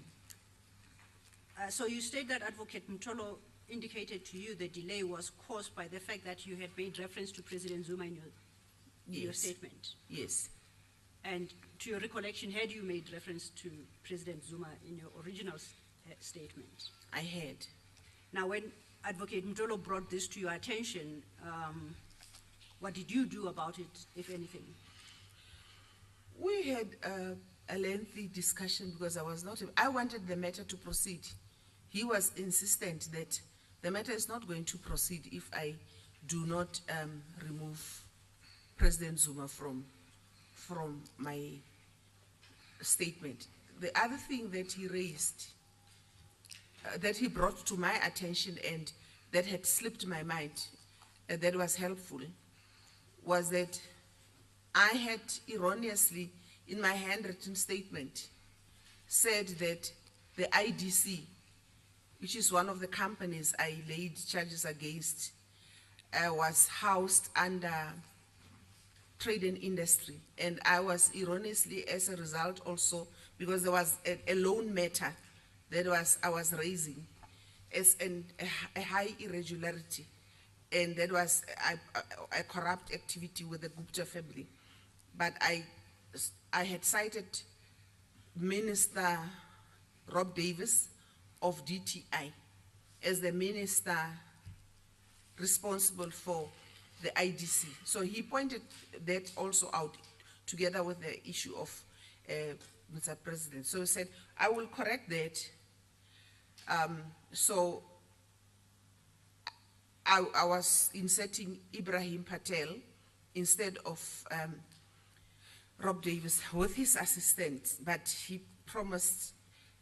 At the end of the day, I said, if that is what it would take for these matters to be investigated, as you say, you will bring my handwritten statement, I would remove reference to the president if that is what it takes to have the matters investigated. In my head, I had planned already after I was planning that. Continue, ma'am. Okay. I was planning that I think I was trying to trick him. I wanted to remove President Zuma, and then so that they start with the investigations and whatever they were. I was planning to reinstate the charge on President Zuma later.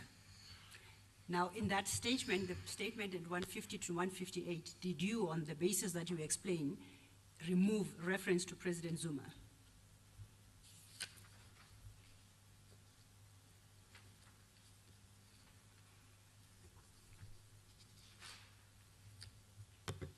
Yes, Chair. Ms. Silo, at the time that Ms. Mentor confirmed that she signed a handwritten statement that she was happy with, Yes, Chair. is that not the time when you should have handed up that statement? Chair, Or you have some reason to not? I hand have it a up? reason why I would Okay. suggest, Chair, to hand it at a later stage. Okay, I think I will then ask her a question. Now, she's still looking at answering the question you have given her or not? Yes, and I can short-circuit her search by referring you to a specific paragraph, Okay, if that do that. would Okay. accord Yeah, okay, with do your that. permission. Ms. Mentor, on my reading, I find reference to the President at page 157 of that document, paragraph 61, typed 61, and written bracket A by hand. Do you find it? Yes, ma'am. Now, I see the reference at line 2. Can you read the first sentence? I am off, which is not, Yes, I'm the- off the conclusion that the Gupta family, the son of the president, and some ministers, that is also deleted, I have named in this statement, as well as the president to a certain extent, all have corrupt relationships, all have a corrupt relationship that gives unfair advantage to the Gupta family and their associates at the expense of the state, using state resources and agencies all the way for their own benefit. Now, I see at paragraph 61, at the second sentence, there is a strike through on the words quote unquote, as well as the president to ascertain to a certain extent, close quote.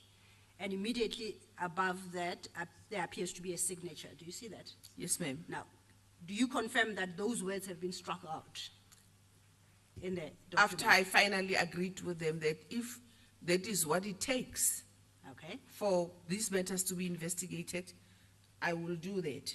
Now, there's a signature above that. Do you recognize that signature? Who effected that signature? It's myself, ma'am. So you struck out those words and you signed, you countersigned the strikeout. Yes, ma'am. Ms. Mentor, what were the complaints, or what was the complaint that you laid with the police against the former President Zuma? See, I don't have your original handwritten statement. Before we go much further, I just want to have an idea what the complaints were. Were they related to the trip that ended up at the Gupta family's home, or were they about the China visit, or were they about all of that, or were they about something else?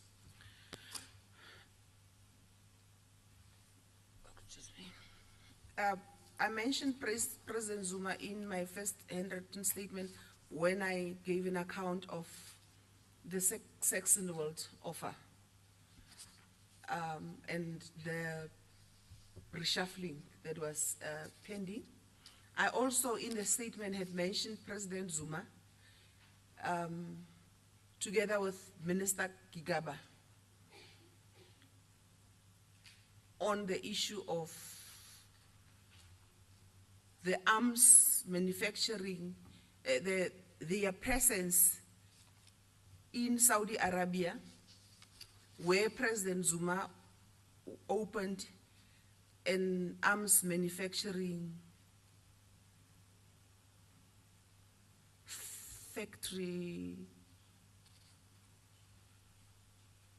with Dinel and present with President Zuma was the Guptas and was Minister Gigab. In the statement, I said it was peculiar that at that time, when they were in Saudi Arabia, Minister Gigaba was Minister of Home Affairs, and his portfolio had nothing to do with arms and arms manufacturing. That portfolio falls under defense. Dinel, under defense together. So it was those things together. And I illustrated also the contract advantages, contracts that the Guptas were advantaged in. Certain instances, they were given loans, an amount of 200 plus minus 300 million that became weathered down, and shares in Dinel and they clubbed with Janelle together to form new companies together, where the Guptas do not put anything on the table, but the resources comes from the state. Looking at this statement that you say Mr. Mtolo came to you with the typed one on which you made handwritten inscriptions, looking at some of the paragraphs there, would it be correct to say that your complaint against the former president was that of a corrupt relationship between himself and the Gupta family? I'm trying to understand whether that would, Including his son. including his son, but would it be correct to describe generally that was what you were trying to convey? Yes, insofar as the president is concerned. Yes, but there were other people that you were including. Yes, yes, Okay, Chair. thank you. I just wanted to have an idea as we proceed. Thank you. Thank you, Chair. Ms. Mentor, we've dealt now with your deletion at paragraph 61, at page 157, and you stated that having effected that deletion, you signed immediately above that. Do you remember? Okay. Yes, ma'am. Now, the question is, at various points in the statement, you do make reference to the president. By way of example, you make reference to him at paragraph 24, page 150, and 150 to paragraph 24 to 26, that concerns the meeting you were trying to schedule with the president, so you refer to him there. You refer to him again at page 153, paragraph 34, where now you are recounting how you, no, in fact, at paragraph 30, and then read with 34. That's your arrival in Johannesburg for this meeting and waiting for the president in Sahara at paragraph 34. I find the next reference to be at paragraph 41, and now this concerns your discussion with the president at Saxon World when you reported to him what Mr. Gupta had said to you. And at 42, you deal with how the president reacted to your report. Then at 44, again, you deal with the president escorting you to the vehicle. Do you see all those references? Yes, ma'am. Now, my question is, did Advocate Mtolo have an objection to certain references to the president or to references to the president in general? What did you understand his difficulty to be? He had problems with where I said he has a corrupt relationship with the Guptas. Where I said there is a corrupt relationship between the president, his son, and the Gupta brothers. So Advocate Mtolo didn't have difficulties with all the references you have in the statement? He to the pointed me president? specifically to that, what I deleted eventually. Okay. Now, precisely that sentence that he required be deleted, was it contained in your original statement? Had you made that allegation in your original statement? Yes, ma'am. Chair, I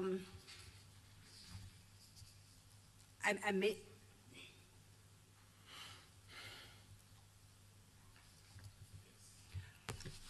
Before I do the handing in, have you, since the day you effected these amendments to this statement, have you had opportunity to compare this version and your original statement? I only saw my original statement. It reached me yesterday at around between 10 p.m. and 11 p.m. You indicated that you had requested Advocate Mtolo to provide you with your original statement. He never provided you with such a statement. He never provided it. And you say you received this yesterday, and can you state how you came to be in receipt of it? I think I've already gone through that, Advocate. Okay? Yeah, I think she said the commission. It was the legal commission, team okay. Got hold of it. She on her own had tried and failed over a long period of time, yeah. Then, Yes, Ms. Mentor, you want to say something? Through you, Chair, may I also point out to the fact that in my engagement with the public protector, I also express my frustration of wanting my handwritten statement. And in the transcript, I tell the public protector that Mtolo came with this corrupted version, which I made corrections to, and I put it to her. And I say, he had since said he would return to me with my statement. I wanted, and I plead with the public protector. I said, because you have powers, can you assist me to get my handwritten statement from the Hawks? okay. And I never got it. Thank you. Chair, at this juncture, I beg leave to hand in copies of this statement, and on my numbering, this would be D5. Yes, just to complete a point which I thought you were trying to complete. From what you say in relation to when you received your handwritten statement last night, quite late, must I take it that you have not had a chance to go through it properly, Ms. Mentor? Because I was quite tired,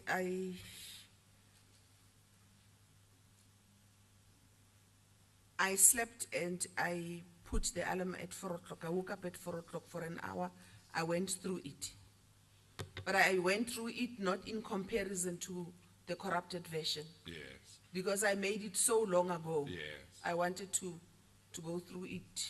I only went through it early hours of this morning. Or you did go through it, but you didn't get a chance to compare it with the statement appearing at page 150 to 158.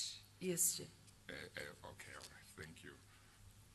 I don't know if you want to take that further or not. Thank you, Chair. No, as I indicated yesterday when I indicated to the Chair that we had received some documents, Yes. this is the document I was referring to. Yeah, no, that's fine. Ms. Mento has had a brief discussion with her attorneys Yes, today, but I accept it wasn't sufficient time to Yeah. compare word for word yes, the written statement and Yes. what she calls the corrupted statement. yes, I yes. would, however, beg leave to hand it in, Yeah. and for my purpose today, Mm-hmm. or now, just to deal with a very small aspect of it. Yeah, you can take it. Thank you. With your leave, Chair. I see that we are at 4 minutes past 4 on my watch. I don't know how long it might take to get to a point where you have, you wanted it to come to me. Huh? Yes, Chair. Okay, Yes, Chair. all right. I confirm. I don't know how long it would take before you reach the point where you are done with her. I accept that these are very important matters and they must be dealt with properly. While we do want to not to waste any time, we do want the matters to be dealt with Thoroughly. properly. So, as for me, if all concerned, including Ms. Mento, who has been on the witness stand for the whole day, for 2 days now, and it can't be easy, she must be quite tired, provided everyone concerned is happy for us to continue for another 30 minutes, 40 minutes, or an hour, I'm happy to do that. But of all of us, if Ms. Mento says as a witness, I'm exhausted, I would like us to stop now, we will stop. So maybe I should start with her. I think so, because Chair. Ms. Mento, how are you feeling? I think she must conclude on that brief matter. I am Yes. really tired, Chair. Then I would Yes. like to address you on Yes. an issue. Okay, that's Then fine. I would Yes. plead with you Yes. to be given a break. No, we'll Nam definitely give you a ngumntwana break. womntu. No, we'll give you a break. We'll give you a break. Ms. Selo, we will mark her handwritten statement, or do you want her to confirm that this is the handwritten statement? Or Indeed, Or then. she has already, or she has? No, she hasn't. I've Oh, just handed okay. it up. Okay. Now, Ms. Mento, you've just been handed a document. It's a handwritten document with about 20 or so pages. Can you, Do you want to tell her that on the right-hand corner, it's marked page 269 up to what? 286? Do you see that document? You have that document before you? Yes. The top of that document reads, I, Mabel Petronella Mento, declares under oath in English. Now, if you look through it, do you recognize this statement?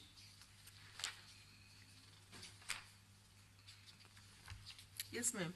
And can you state for the record what this is?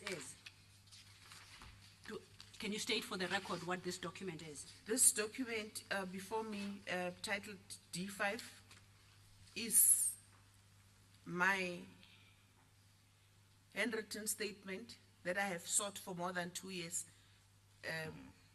That's now before me. Okay. Now, if you turn to quickly page 286. Page? 286, that's the last page of that document. Yes. There's a signature there. Is that your signature appearing therein and the date? It is my signature, ma'am. Thank you. And if you could just quickly confirm, my looking at it, at the bottom of every page, there appears to be a signature. Is that yours as well? At the very bottom, if you look at page 1, It seems to be P. Mento. Yes, Chair, it's P. Bento throughout, except that on page 63, it's initialed PM. Yeah. yes. You say on page? 63. Oh, paragraph 63 at 60. the bottom. Yeah, 284, page 284, Okay, paragraph 63. and it would appear that 282, 283, 284 are initialed and the rest have got P Mento.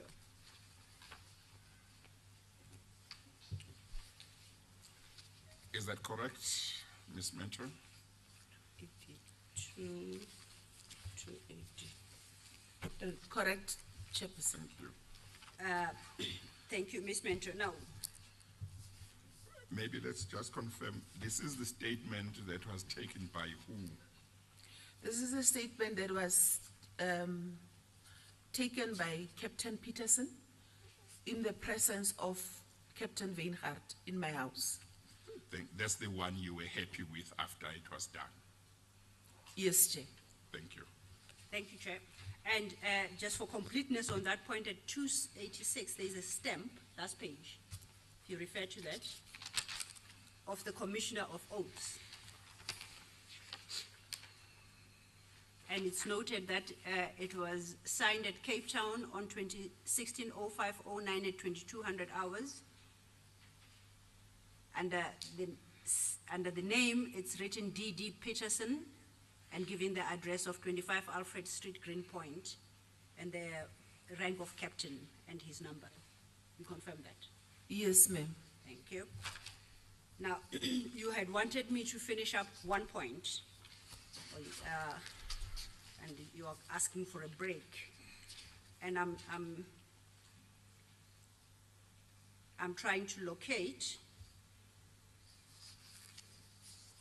in your original statement, where it is you mention that your complaint is that the president has to a certain extent, a corrupt relationship that gives unfair advantage to the Gupta family and their associates. My marked version, my colleagues assisted me, my marked version seems to have walked away from me. I'm advised it's at 272. 284, No, I think it's 284. paragraph 61. Yes.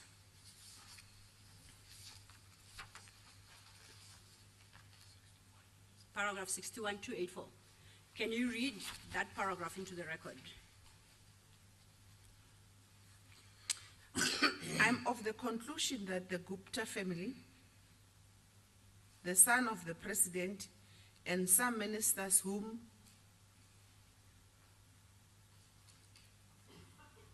I have named in the statement as well as the president to a certain extent, all have a corrupt relationship that gives unfair advantage to the Gupta family and their associates at the expense of the state, using state resources and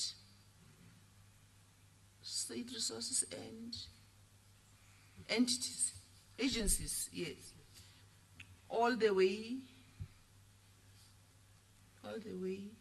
for their own benefit. Thank you. Chair, I think, was that the point you wanted clarified before we stand down today?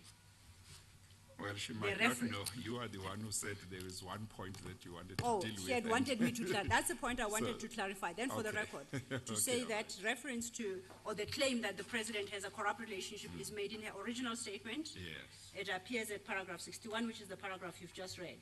yeah. And it is that reference that is deleted in the typed paragraph 61. Yes, ma'am. Okay. That is what I needed the statement for at this moment. Yes. Now, if I may then inquire from the client, you wanted me to address a little From the point wit- before. from the witness. From the witness. It's been a long 2 days and I've been on my feet. Everybody has had the benefit of a chair. I haven't. You said there's a one point you would like addressed before we close for the day. Oh, yeah, she wanted to address me on something, but before she does so, is there a typed version, a correctly typed version of the statement at this stage, or arrangements will be made for a typed version to be made available? I suspect that because it arrived yesterday, there might not be a typed version yet. Chair, I confirm that it came in its original form with no type version, Yes. but we will make arrangements to Yes. retype it just Yes. for purposes of legibility. Yes, yes, and obviously she would have to see the typed version to make sure that this time, Then I- the typed version is correct. That being the case, I will not be responsible for the typing, Chair. Yes, thank you. Thank you, Chair. Ms. Mentor, you wanted to address me on something? Yes. Chair, I do this with great difficulty. I thought about this through the day. I raised this matter with my legal representatives. Yes.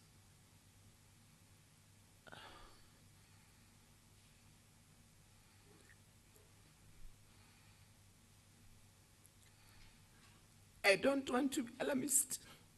Sorry? I don't want to be alarmist. Yes. But 2 nights ago, I must say that I'm living in a hotel provided by the commission. I'm happy. There were administrative glitches which we have discussed and corrected. And Advocate Paul, my legal team had addressed this issue with Advocate Paul Pretorius who took them seriously and who made an inquiry to me 2 days ago if I was happy where I was.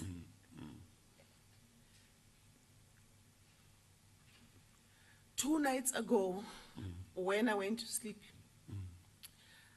I discovered that the latch of the hotel door, because there is a chain that you Yeah. secure, Yes. and there is in addition there is a The lock Yeah. that you turn to secure yourself. We're not working. I had stayed in that room for ever since I've been coming for business of the commission, including when I consult with my lawyers. All the time it's booked by the commission.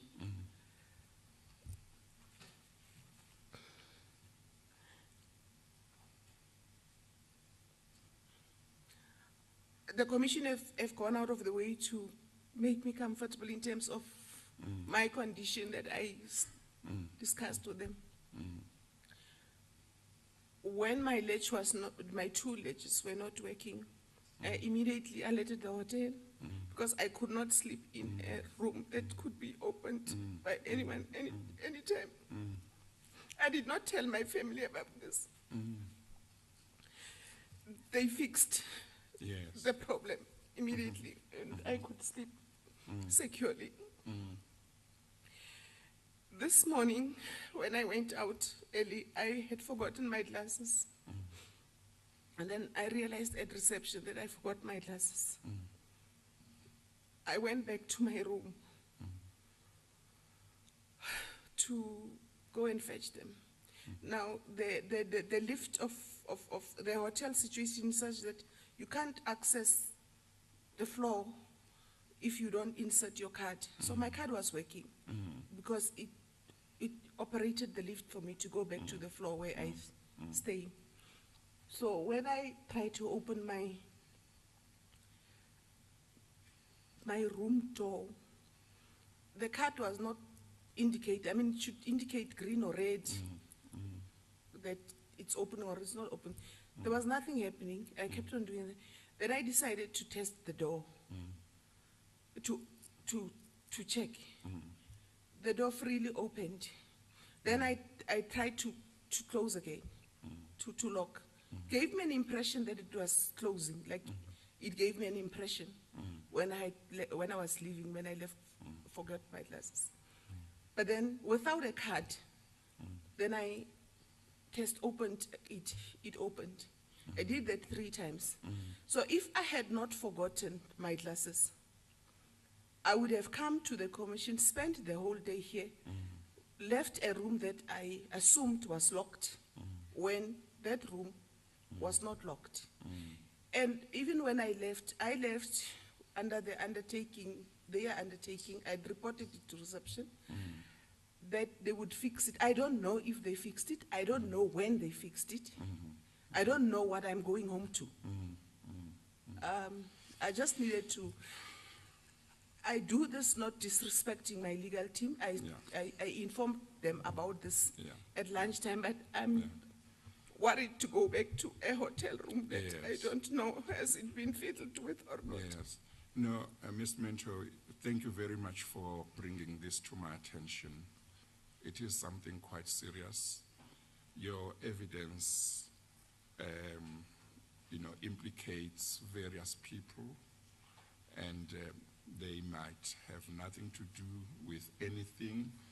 For all we know, they might want to come here and refute your evidence and deal with it properly, but you are concerned about your safety, and you are right to be concerned about your safety. I would like the head of the legal team, Mr. Pretorius, in conjunction with the Secretary of the Commission, Dr. Vytjie, maybe maybe, in consultation with Ms. Mento, to try and see what can be done to ensure that where she will spend the night, she will be comfortable, she will feel safe. And if it means that she must go to a different hotel or whatever place, that should be done.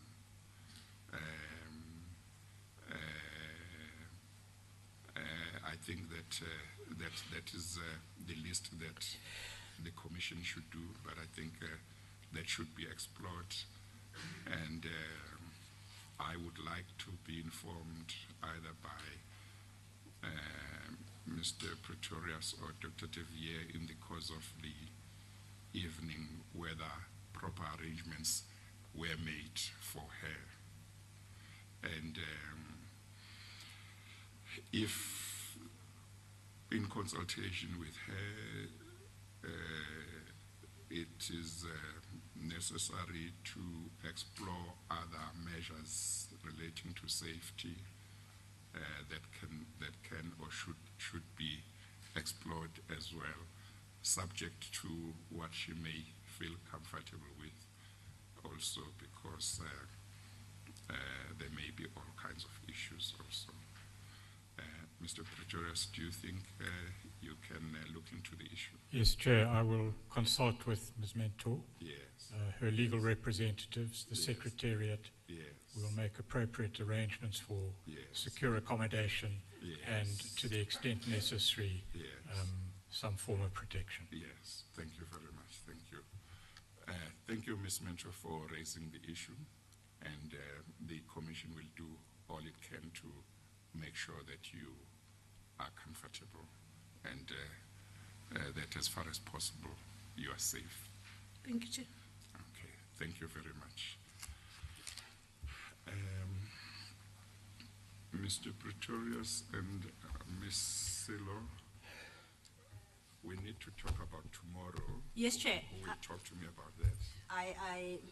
Unless there are other aspects that Ms. Mentor would like me to cover in further detail tomorrow, I should actually be done with her testimony in about 40 minutes Okay. tomorrow. Okay. So Okay. depending on the questions from the Chair and perhaps Yes. some issues she may raise, Yes. I suggest, Chair, with your leave, we can say I'll be done with her by tea time. So Yes. any arrangements can comfortably be made from 11 or 11:15. Thank you. Okay, thank you.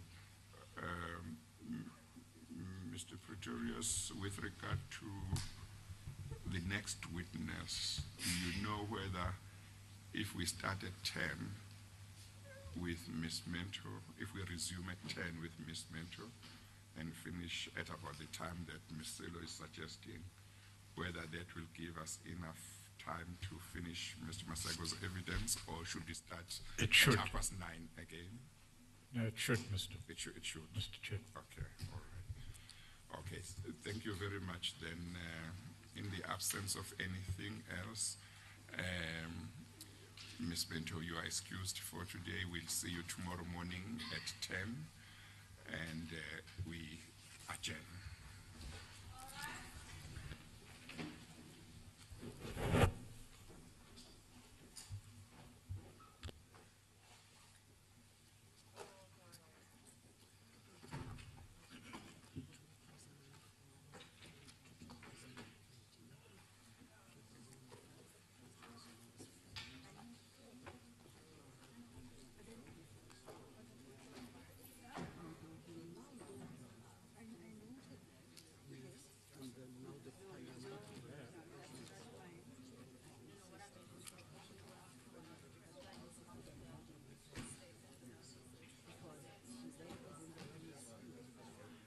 I realized, that's why I said that the parliamentary process will fall.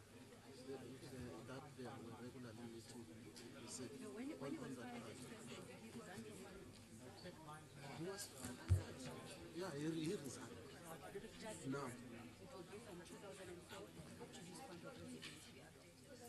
Yes, that was in 2005. he resigned as an MP and went to focus. Now, all I was saying was that insofar as it led to regular in parliament, it falls off, but within the ANC, it remains because he remained. So I just wanted to, yes.